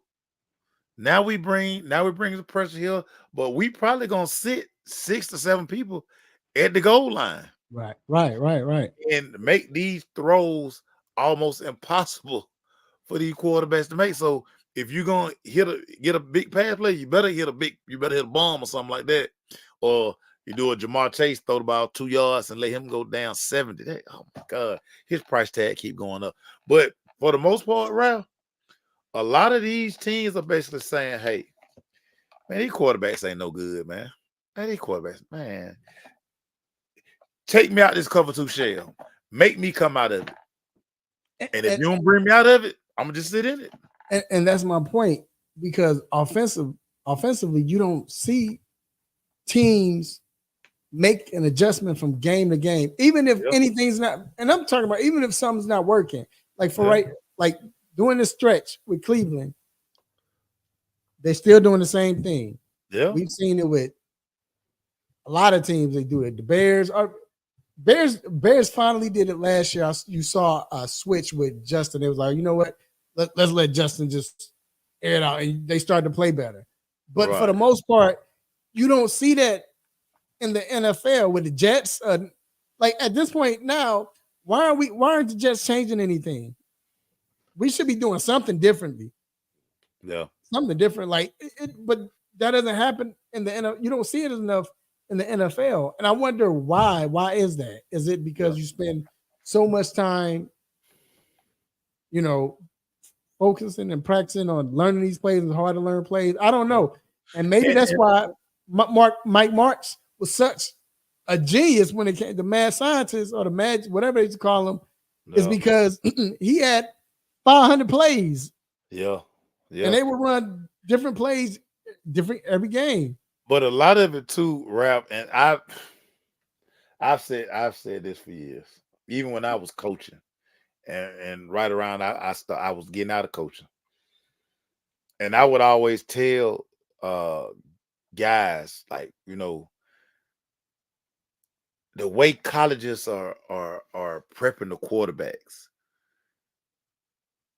Everything is look to the sideline, look at the card, get the play. So everybody's kind of doing all the adjustments for you. Right. Or like I say, you get to the line, we got a fake call, boom. Because the offensive coordinator upstairs, he want to see who move, and now they relay it down. We all look to the sideline, boom, we get to play. And then you got a lot of these plays now, like say they look at the card, you got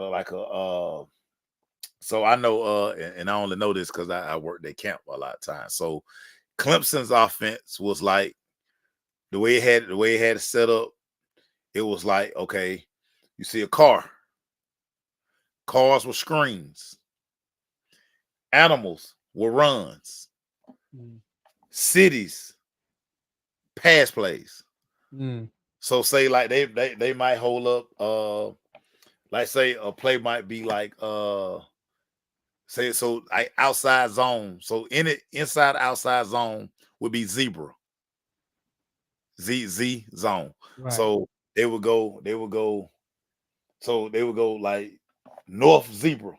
So north, we run the play to the right. If it's zebra, if it's just regular zebra, run the play to the left.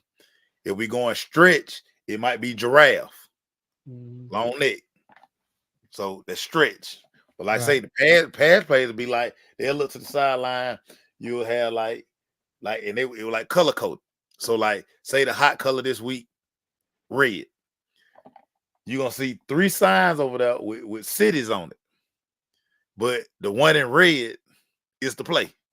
You might see Nebraska, Seattle, Georgia in red.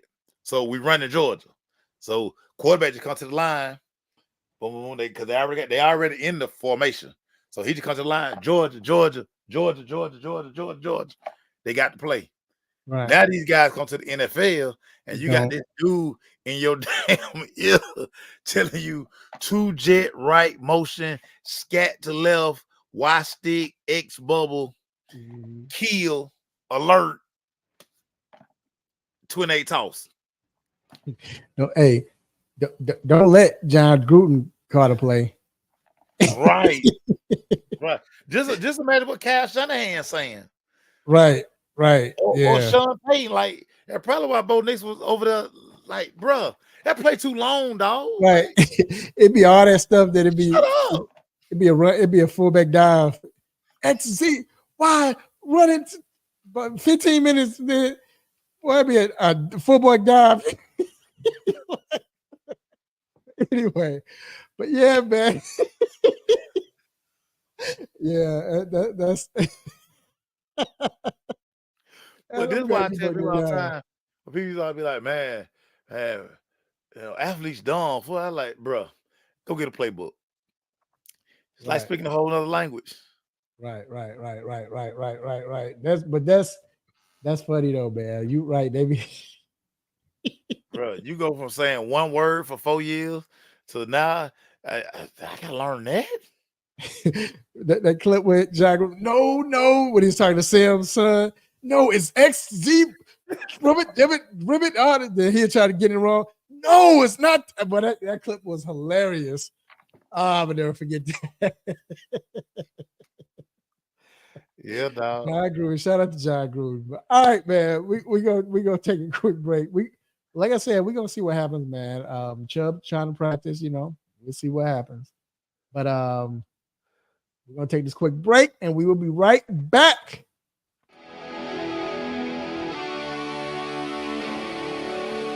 Have a sports injury? Need to see an orthopedic doctor? Ortho Atlanta is one of Metro Atlanta's largest orthopedic and sports medicine practices, providing orthopedic and sports medicine care for the whole family. With 37 physicians and 14 offices, the practice provides the highest level of care for injury of muscles, joints, bones, and spine. Ortho Atlanta offers convenient access to a full range of musculoskeletal surgeons and specialists. Ortho Atlanta also offers on-site physical therapy, pain management care, MRI imaging, and workers' compensation care. The Ortho Atlanta surgery centers in Austell and Fayetteville provide cost-effective, same-day surgical procedures in an accredited outpatient center. Hip, knee, shoulder, back pain? Ortho Atlanta has you covered with specialists in all areas. Same-day appointments, orthopedic care for the whole family. Ortho Atlanta, Atlanta's choice for orthopedic and sports medicine care. Learn more at www.orthoatlanta.com. Hey, what up, what up? This is Chauncey Billups, and y'all listening to 3 Point Conversion. Peace.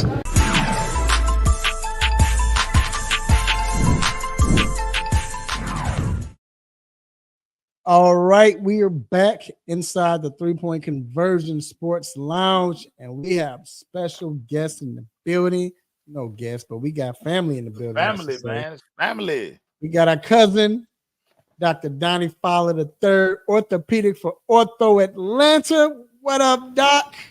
What up, fellas? How we doing? I got a bone to pick with Doc. Okay. Ever since I look at it, that was it. I was just gonna say, ever since he went to work on the Mets can't stop hitting the ball, Doc. I'm not liking what I'm seeing, Doc. I don't like it. Hard, I gotta get. I know we gotta get the money, Doc, but I don't like it, Doc. I don't like what I'm seeing. Yeah. Look, Ace. There we go. Doc, I should have asked you see if you could have grabbed. I should have asked you if you could have grabbed the extra one, man, when that happened, man. You don't want to wear no stinking Mets hat. Has a hard. I don't know. I gotta rep him now. So yeah, you do, Doc. Listen, you on the clock, so we understand. But yeah. I still think you gave him some extra mojo, Doc. I don't like it. I probably did. Doc was giving him injury reports on the Braves. Now you know the such and such. He really can't torque his body when he's swinging like this. So if you go inside, he shouldn't be able to. I don't have that kind of info. Hey, they be watching Ask a Doc. They be watching our segment we talking Braves. Yeah. Be like, don't ask no more Braves questions. It don't matter now because they ass at home. Right. Doc, man. First off, man, I gotta ask you about Justin Herbert. His ankle. They keep talking about his ankle, and he's been playing. They said it's a little better, but I mean, he's a Warrior. He's not going to sit. But I mean, how effective can he be with his ankle? And what would you recommend as far as you starting fantasy wise? I mean, because it's not like he's going for 300 yards anyway, but still, he'll give you a couple of touchdowns. So, I mean, especially with quarterbacks hurt, what would you say? Yeah, I mean, he was practicing. I think he's still rocking an ankle brace.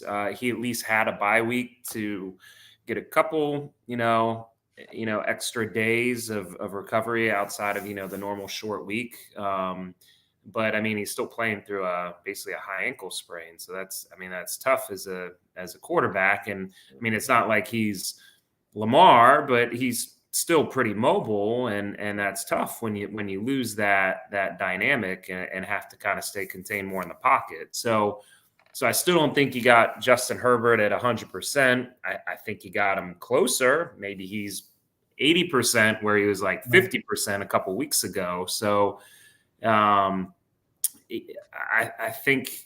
think it depends on what you got in your quarterback room, to your point. I mean, you probably didn't draft Justin Herbert as your number one QB.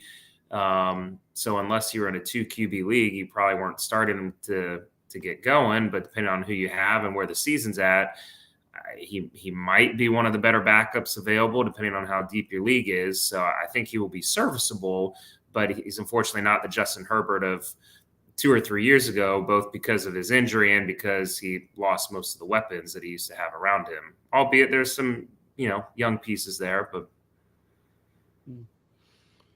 Well, Doc, I got to ask you about my fantasy guy, Trevor Etienne, him and his shoulder. Now, he really probably want to get back fast because the way Tank Bigsby running the football, but talk about Trevor's shoulder. What are we looking at on Trevor? Yeah, I mean, I have. I said Travis. Yeah, you were thinking Trevor Lawrence. I got where you're at. You know what I'm talking about. Yeah. Trevor Travis Etienne. I have him in one of my 2 leagues as well. I didn't actually even. I guess maybe I had the luxury. I didn't even start him last week because I had Kamara and Chuba Hubbard, who's been playing pretty well. But I mean, if you're he claims it's not a big deal and he's going to play through it. And he was somewhat being managed on a snap count per se, which they were just trying to protect the shoulder. But as you just said, yeah, Tank is showing that he can make some explosive plays and obviously outproduced ATN. Had more touches, even though they played about the same amount of snaps, and definitely had obviously more productivity. So, I mean, I think you're kind of in a bind right now. If you have ATN, I mean, depending on what else you got on your bench, it may be worth taking a look. I mean, ATN's going to play, but I really think it's more of a timeshare likely moving forward, both because of the injury and what Bigsby is now for Jacksonville. And then you have in New England, the best player on the team, Ramondre Stevenson. And especially if you're a fantasy guy, I sat him and, and he got points. I'm like, man, but now he's dealing with a foot injury. What would you say, especially for a guy that you're like, should I play him or not? Because, I think Drake May, did they say he's starting this week? So with Drake finally coming in, would you start Ramondre or what? What is it looking like? I would, and actually I'm going to, because in my other league, I have Ramondre, and I actually did start him last week, even though I was nervous about it, but I didn't have a choice because I had Saquon on a bye. So I ended up going with Brian Robinson, who was limited, but at least scored a couple of touchdowns. And then I kind of had to go with Ramondre as my best next guy with Barkley on the bench. And fortunately, they showed that, they were just kind of giving him a little talking to, letting Gibson start, but then he still dominated the carries and touches. So as to your point, yes, he probably is the best player on that team. It initially sounded like he had a calf injury or leg injury, and he left the game late in the fourth quarter, but then he came back, and I feel like it was reported as a calf, but then they said now it's a foot, almost something different. I think it's not anything serious, and it's just load management at this point is the best I can tell. So assuming he's healthy and going with Drake May, a rookie quarterback, they're going to lean heavy on running the ball early on and probably some dump off passes. So even Gibson is getting touches. I would likely feel pretty comfortable starting Stevenson this weekend, assuming that he's, cleared to go, which I think he will be. And of course, we got to talk old Derek Carr and this oblique. Quarterbacks and obliques. That's a very tough injury, Doc. How long would Derek Carr probably be on the shelf? This is tough, and it hurts me not because I have Derek Carr, but I got Shaheed, who's been explosive, and I'm not trusting Rattler, no disrespect, to be getting him those 50, 60-yard touchdown passes. So so they said it's a multi-week absence. So, I mean, if they say multi-week to begin with, to me, that already means more than two, because if they're going to miss two, it's like, he's like, might go this week. And then, so when they say multi-week from the get-go, that almost puts like 3 in my mind. Right. Me too. Now they haven't said IR, which is 4. So maybe you're rocking with 3 in your mind. But that's a big deal. Obliques are tough in any sport. And when you're talking about a quarterback who has to rotate to throw the ball, let alone take a bunch of hips to that core area, you got to make sure that thing is right before you march him back out there. So do you think with Anthony Richardson, you think because he has that oblique injury and they got him questionable, do you think the team is listing him as questionable because they felt like it might help him throw better? Let me just you're not gonna go there. All right, so I got you. All right, Doc. Well, we appreciate it, Doc. We definitely appreciate it. Anyway, we appreciate it, Doc. I'm sorry, Doc. I just wonder, but Doc, something wrong with that guy. We gotta we have to talk picks. So last week we had our picks and everybody fared pretty well. Maceo and Doc went 2-2. I was able to go 3-1. Got lucky with the Falcons Tampa Bay game. So I want to call that luck, but that was a good game, but pick right. But hey man, it's another week. It's another 4 games to go with. So we're about to go with it right now. And Doc, we're gonna start with you, like we always start. And we're gonna go San Francisco and Seattle. Who are you going with, Doc? I mean, both teams have their injuries for sure and struggles. I think Seattle more on the defensive side. San Fran's been more on the offensive side. Very uninspired performance against the Giants for Seattle. The 49ers keep losing, I feel like, tight games, and they're still not right. But I think it's in Seattle. Of course, they got a great home field there. I think the Niners have their backs more against the wall and find a way to win and do enough to kind of take down and beat up Seattle defense. I think it's going to be kind of an ugly game and close game, but I'm going to go Niners. What you got, Mace? Doc talked about the 12th man. I think the 12th man is the difference in this game. San Francisco, the more I watch this team, they look like one of these teams that's like not interested in the regular season. They look like they are really suffering from Super Bowl hangover. The body language, of course, no Christian McCaffrey. They keep giving away these leads. Shanahan. I'm going Seattle, dog. I'm going Geno Smith. Going Geno. The only reason why I'm going San Fran is because it just seemed like Geno or whoever it is, they can't beat San Fran. Maybe it's Geno, but it's like they're the bully, they're the big brother. No matter what, Seattle just plays flat when they play against San Fran. I don't know what it is, and like Doc said, their backs are against the wall. I felt like if San Fran loses this could kind of, I don't know, this could spiral in the wrong direction. So I'm going to go San Fran on this. All right, Mace, we're going to start with you, man.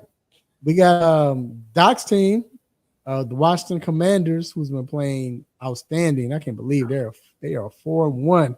Yeah. And they're going against another hot team in Baltimore, who's won the last 3, been scoring like averaging 58 points a game, put the last three games. Who you going with, man?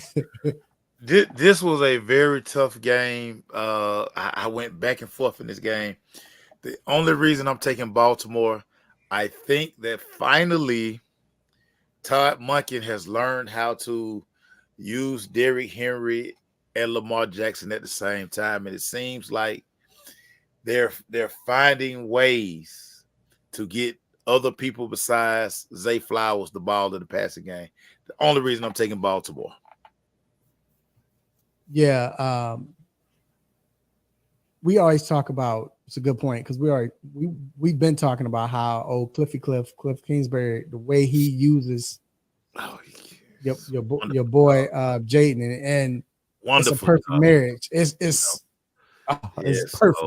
And that's why Washington looks as good as they do, and the fact that they do have Dan Quinn. People forget Dan Quinn's a good coach. I mean, he took a team to the Super Bowl. Bro. And 28-3, he got a bad rap for 28-3. Right, 28-3, dog. Right, exactly. So this team is destined for greatness, but it's something about Lamar Jackson, man, for a guy who has no targets. I mean, I like Zay, but no offense to Zay, but he doesn't have that clear number one guy.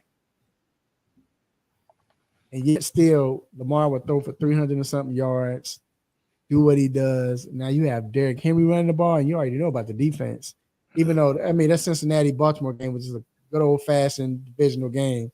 Well, Jamar Chase a dog, too. So. And Jamar Chase is the dog, right. Yeah, that's not fair, but that dude, yeah, he moving up, dog, to my number one. Price tag way up now. Going up.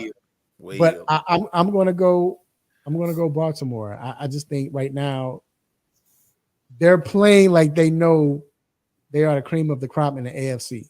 It's only one team right now that can beat them, and they have to beat, and that's Kansas City. And I feel like they believe that now, and know they're playing like it. No one can beat us. So I'm going Baltimore.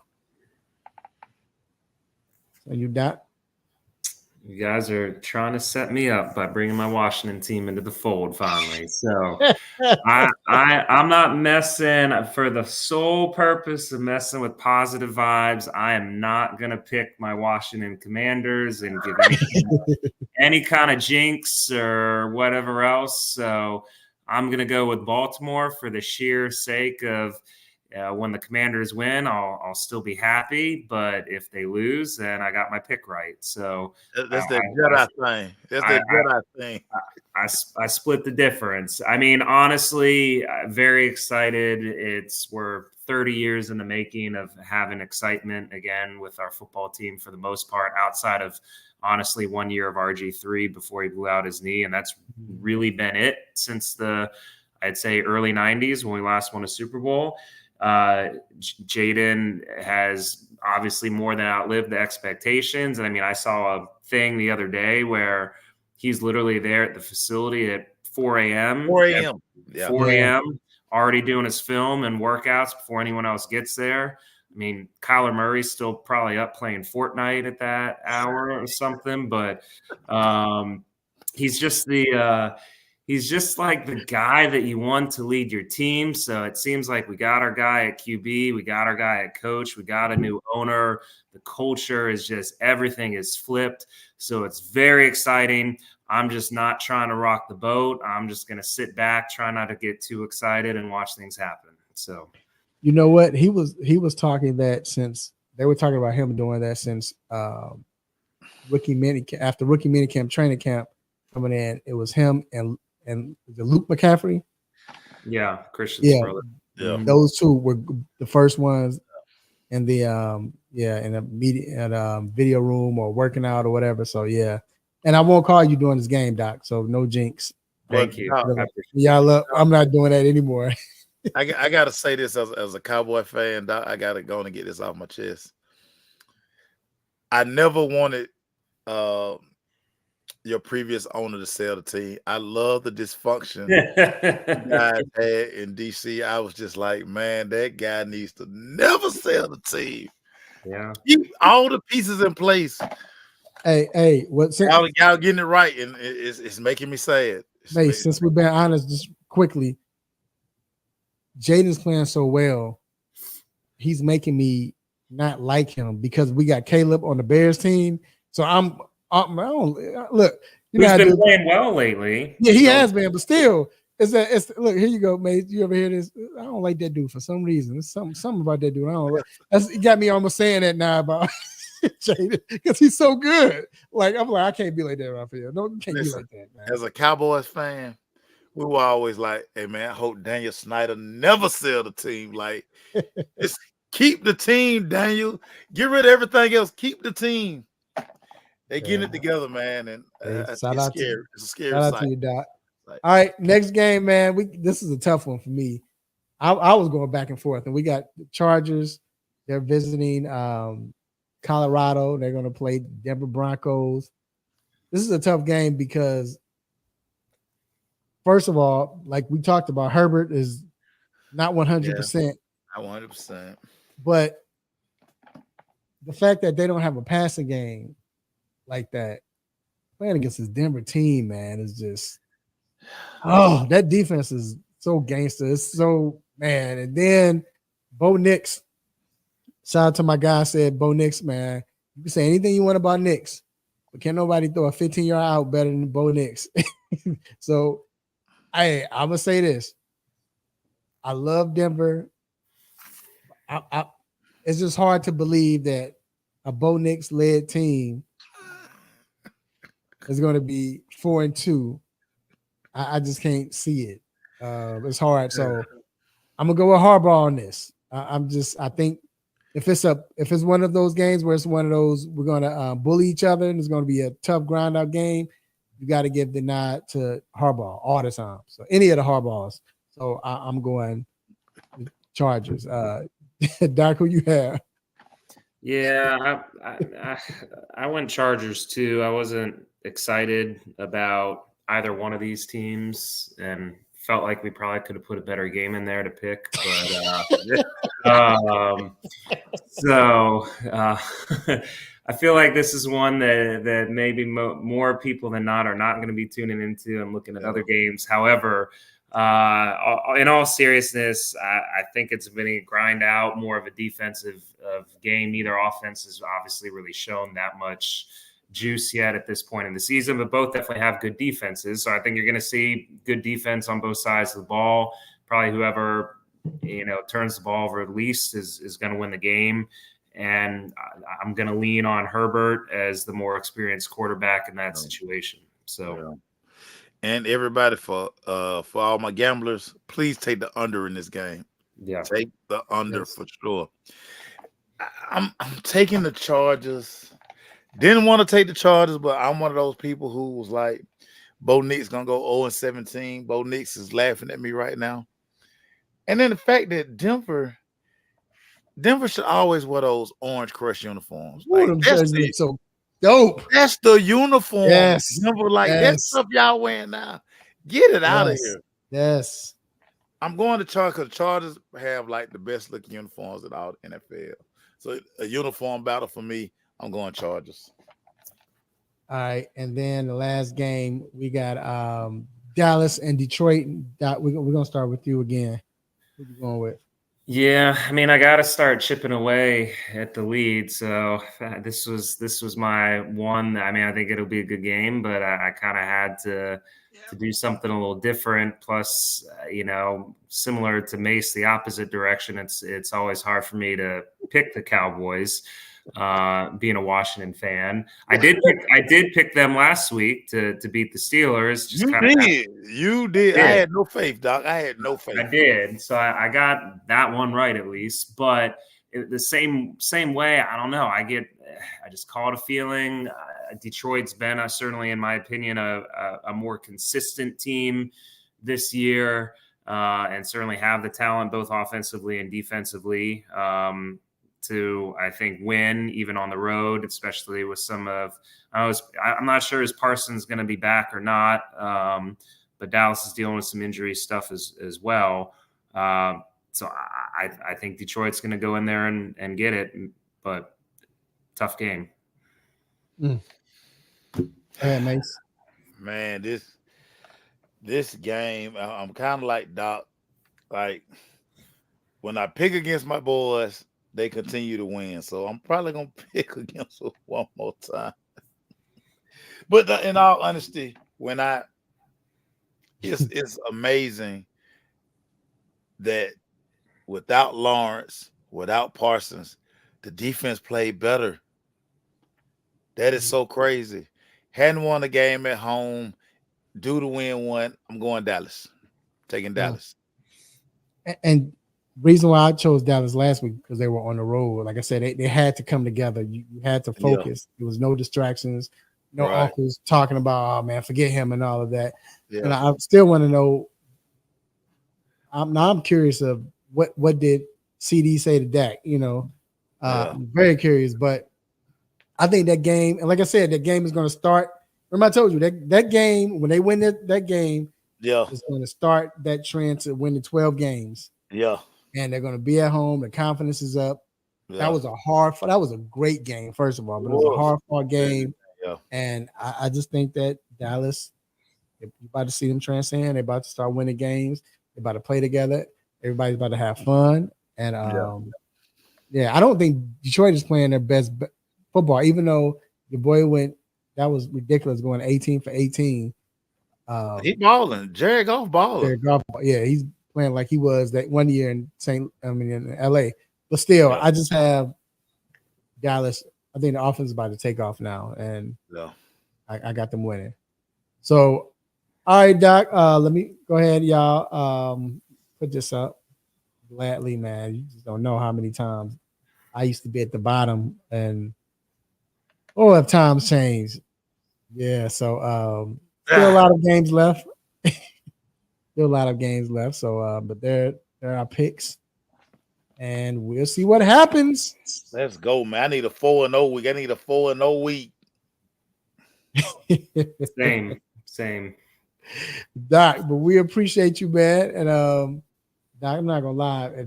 Look, I don't know what the score is. Y'all playing tonight, right? No, we already won. That's why I'm wearing the hat. They won already. Yeah. Okay, I missed. Yeah. I've been working, man. So we're just waiting to see, are we going to LA or San Diego? So okay, Doc. So is that the hat that you win when you get it, right? When they win, right? So that's the divisional. That's what they just won, right? Wait, say that again. They just won the round. They won a divisional round. So you got that hat, right? This is the hat from just when they clinched to get to the postseason. Okay. In I was about to say, no. Look, because I was about to say, so it has to be because when they win, you remember how I used to come out with the newspapers?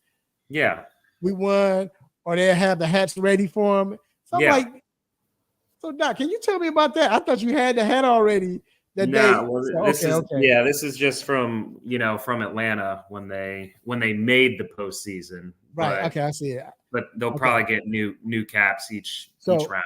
I'm just asking. I don't know if you can make it happen, but I'm asking Doc, when you get it, if they say you can say it's for the wifey or something, but if you can get 2 hats, I want one. That Mets hat is fire. I don't care, Mace. That hat is. I love that hat. I own the Mets hat. I got to get one. So if you can, Doc, just let me know whatever you can do. Hey, tell them it was because of you why they there, because you helped Lindor and all them. But hey, I'm just asking. Doc, we appreciate it, man, and have a great week.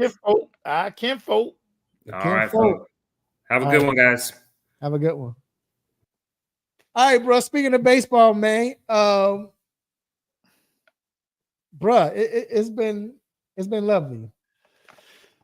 Fire. Last night was fire. Last night that game, fire. I watched the whole game, bro. Yeah, that was a game right there. Oh my God, a game. Last night was fire. Fire. That was a game. Hot fire. So now, first of all, with Mets winning, where are you at? I'm dejected. I wanted both of them to lose. I wanted both of them to lose. But, I mean, if I had to pick a side, I mean, Doc Gooden was my favorite baseball player. So, still not happy the Mets won, but I mean, Jesus Christ. They moving on, man. They headed to the NLCS. NLCS, bro. That's crazy. Crazy. They almost was out. And then right now Yankees and KC are tied at 2. What I like about this year was it's like the unthinkable. It didn't go as planned like you would normally see where they're gonna beat the mess out of them. Like you would have thought, Philly going. I mean, it's a divisional game, but still, Mets going. They're gonna lose to Philly. Philly about to kill them the way Philly been playing. Dodgers and San Diego. We who would have thought? I mean, in San Diego, they got talent, of course. Padres have talent, but still, who would have thought that Padres would be up 2-1? Yeah, man. They have. And then even with Cleveland winning against Detroit earlier, now it was 2-1 with Detroit winning. They was up. They beat them 3-0. So right now, the most interesting game out of all of these series is still Dodgers San Diego. Of course, Dodgers Padres. Of course, because I mean, all the big names, the star power. Yeah. Oh man, come on, man! You got probably the MVP of baseball in that series. Right. He almost hit one too last night. Just missed it. Yeah, he just missed it. Ate one more biscuit for the game. Yeah. Ate one more biscuit for the game. But hey, I will say this though. I think when is the last time you know better than me? I'm trying to think. When was the last time we've had this besides the World Series where you had the two all the stars playing against each other. Yeah, it's been a long time, probably since we had when Red Sox and Yankees used to yeah. I was get it thinking on. that. We did Cheetah, A-Rod, Big Papi, Pedro, Manny, like whew, no more. So yeah, probably since then. Yeah, so it's good to see, Stars are man. bright in this series. You Very know, bright. when Tatis hit that one, he just watched it. Yeah, man. Yeah. He gonna get hit by a pitch soon. And then it was funny. Mookie thought, did he think that was he thinking that he caught it? Yeah, he knew that thing was gone. Because remember, I'm talking about when Mookie hit his in the beginning. I don't know if you saw the first inning. Oh yeah. And Mookie was about to go back to the. He thought he popped it up. They were like, "Whoa, Mookie!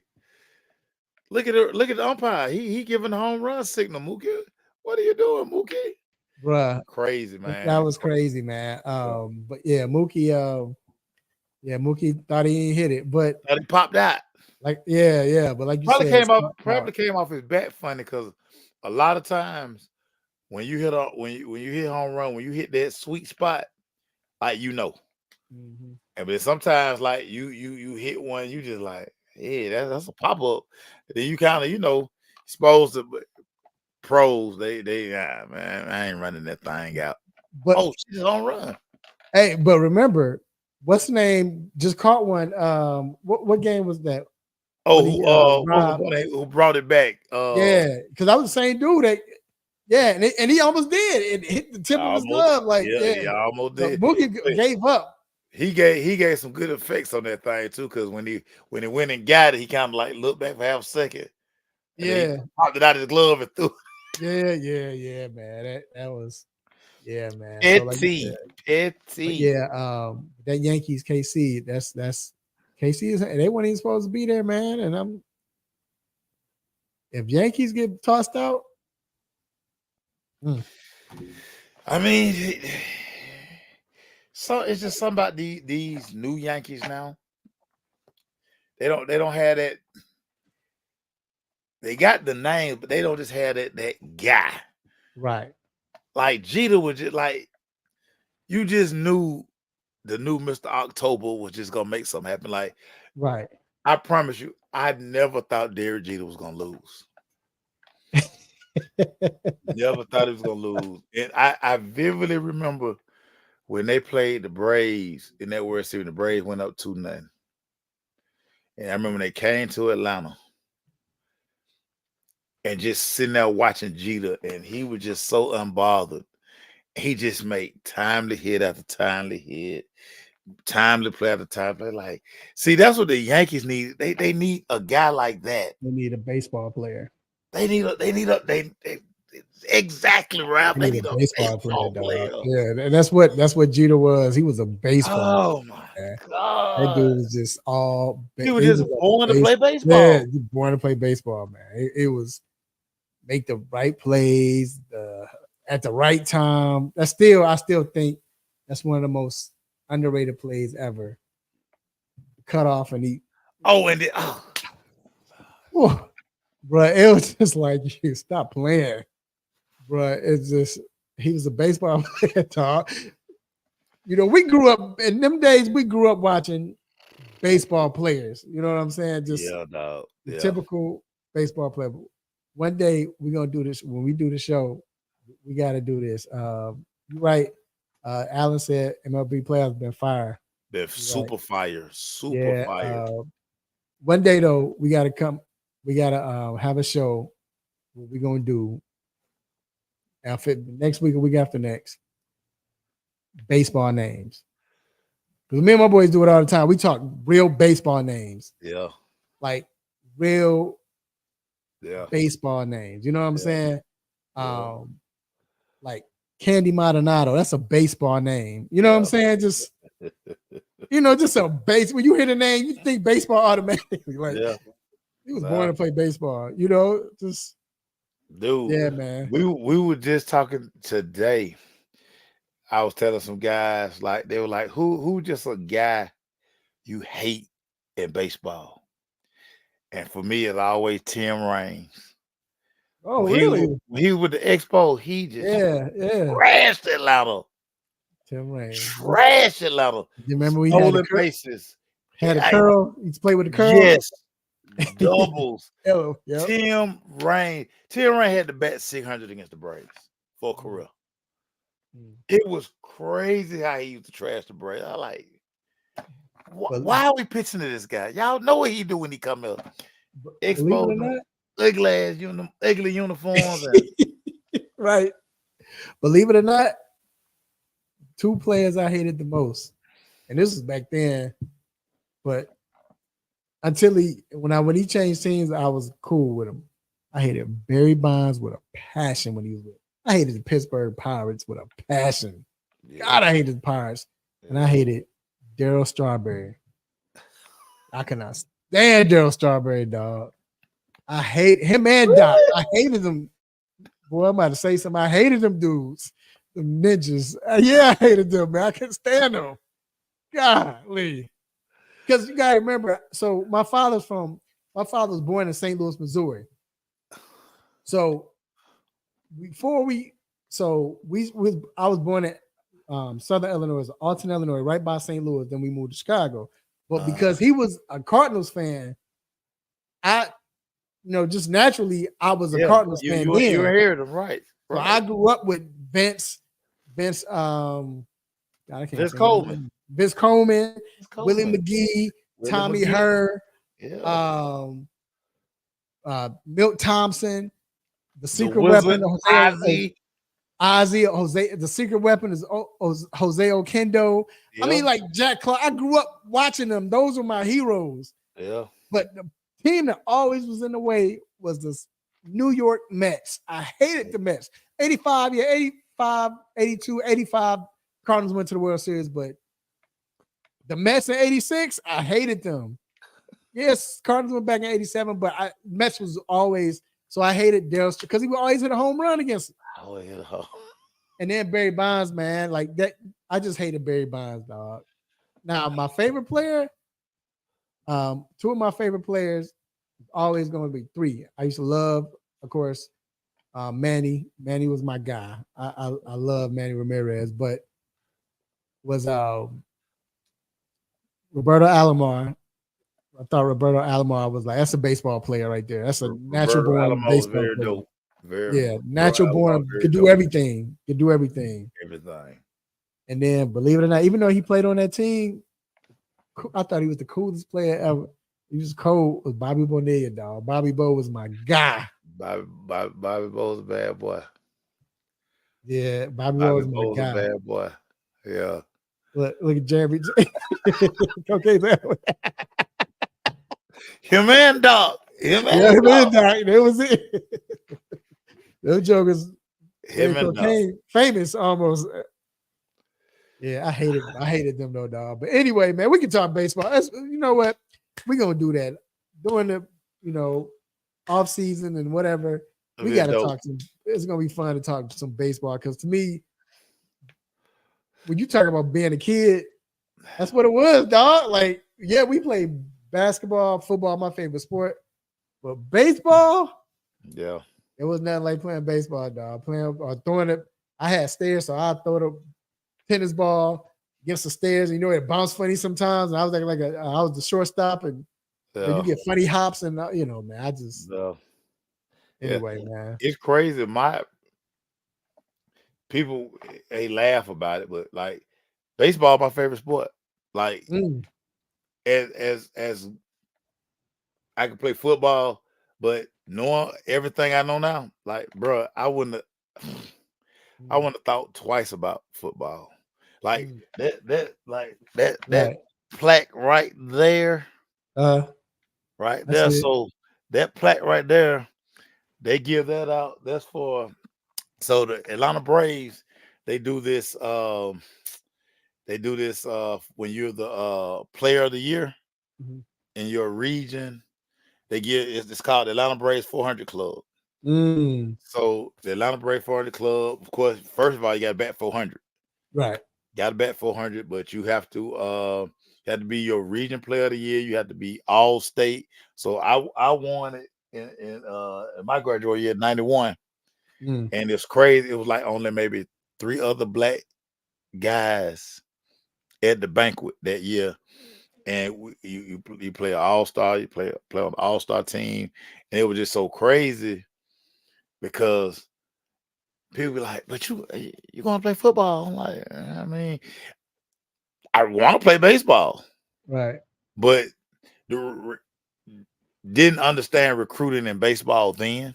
Right. And so it was just crazy. But like if somebody just been like, like, bro, you I'm off you scholarship to play baseball, well, Bump getting tackled and putting his helmet on.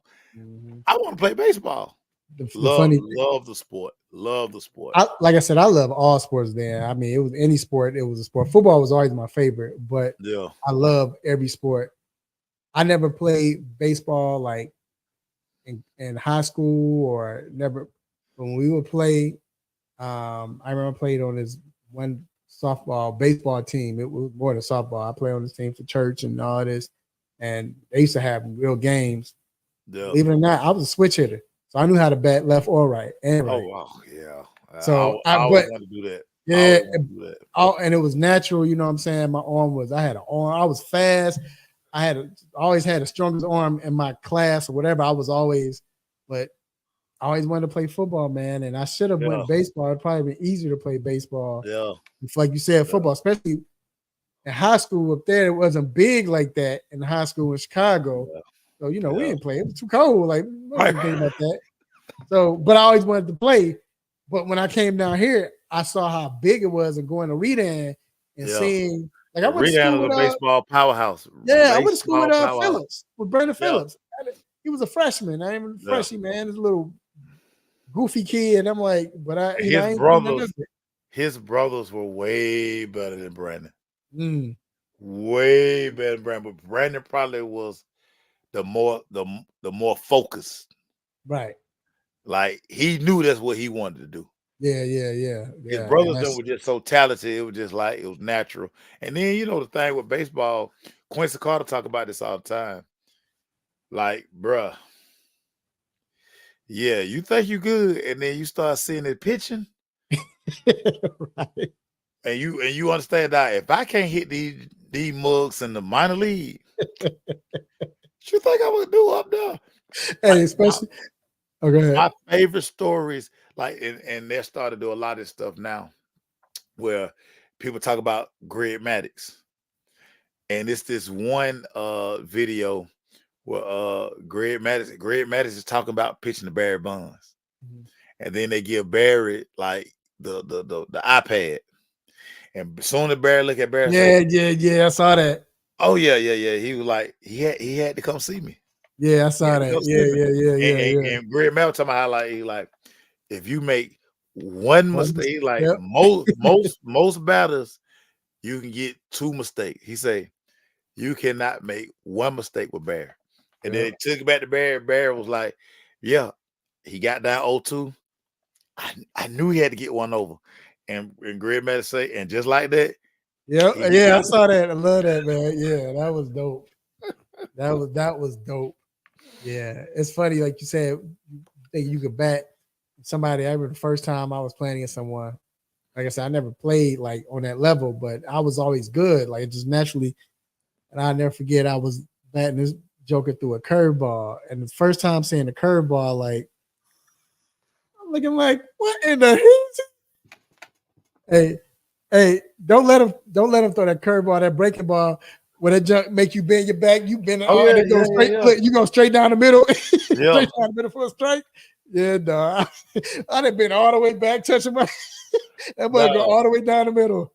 It's funny now. So my dad always taught me and my brother when we throw the curveball, throw it right at the batter because it's gonna break. So you talking about that? Get that knee bend. And it's so funny. I got a baseball, right? So funny. So I had 2 ways I held my curveball. Like I would go the regular one with the seam, but then when I throw that bender, I would like hold it like almost like a knuckle curve. Yeah, that's how I would throw my. Yep. And I would start it. I would literally get on like right hand batter. I would get on the right side, as far right on the rubber I can get, so I can make sure I start the pitch in the batter's box, so I can get him, like you said, get him. Do that, bend his knees, but straight down the middle. Best feeling in the world, dog. Best feeling in the world. Yeah, man. Yeah. Like I said, I love baseball, man. It's dope. It's a dope sport. Days, bro. All right, man. We got to end it, man. We appreciate everyone who stayed with us, man. That was a lot of fun. But you already know, man. Y'all already know. I hear this music. I already know what it means. It means it's time to let you go. Before we let you go, we have a couple of shout outs, and stay tuned because you might be a part of it. First of all, I got to give a shout out to the Almighty God for giving me this platform to do what I do, say what I say, make you all happy, sad, mad, want to give me the stop it button. God, I appreciate it. Also, I thank my homie Mace, man, coming on, man, doing this every week, dog. You know how we do, man. Hey, man, it's gang, baby, on gang. Hey, Mace, the hardest working guy. Like Vince says, on every show, all week long. You're going to see him. Follow him, you're going to see him talking. I'm outside. As the kids say, I'm outside. Yeah, you're outside. Also, I want to shout out, of course, Doc, man. Appreciate it. Appreciate Doc for coming on, giving us gems like he always do. Also, man, I want to shout out to Alan Fields, Jeremy Steve, Vincent, Fantasy Jugu, man. We appreciate y'all, man, and everybody else who watched the show. Shout out to my lovely children, my nieces, my nephews, cousins, uncles, aunties, grandparents, play cousins. Love family, man. Let family know that you love them. Let them know why they're still alive, why they can feel it. Eat good. Drink responsibly. Hey, shout out to everybody in Florida, man. Y'all be safe, man. We pray for y'all, man. Prayers, yeah, for real. What else? Hey, I don't want to live in Florida no more. I used to say I'm gonna retire to Florida. I was just thinking that. I don't know how them jokers live in. Why would I want to live in Florida with all that?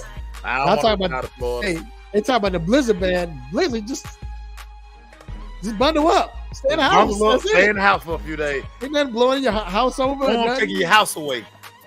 Nah, ground not shaking. Yeah, just bundle up. But anyway, hey, a lot of stuff going on, man. Make sure y'all watch sports. You got MLB Playoffs. You got what else the playoffs? WNBA Finals now. Shout out to Candace. She kept in the finals on the 3-point conversion. Shout out to her. She deserves it. Also, man, you got baseball. You got basketball, NBA. You got an ACC tip-off. Shout out to Sean Tate for covering the ACC tip-off for us. You got NBA preseason. You got NHL. All of that. So remember, same time, same show, same crazy host, same sports nonsense next week. When you miss me, I'm out. Peace. You.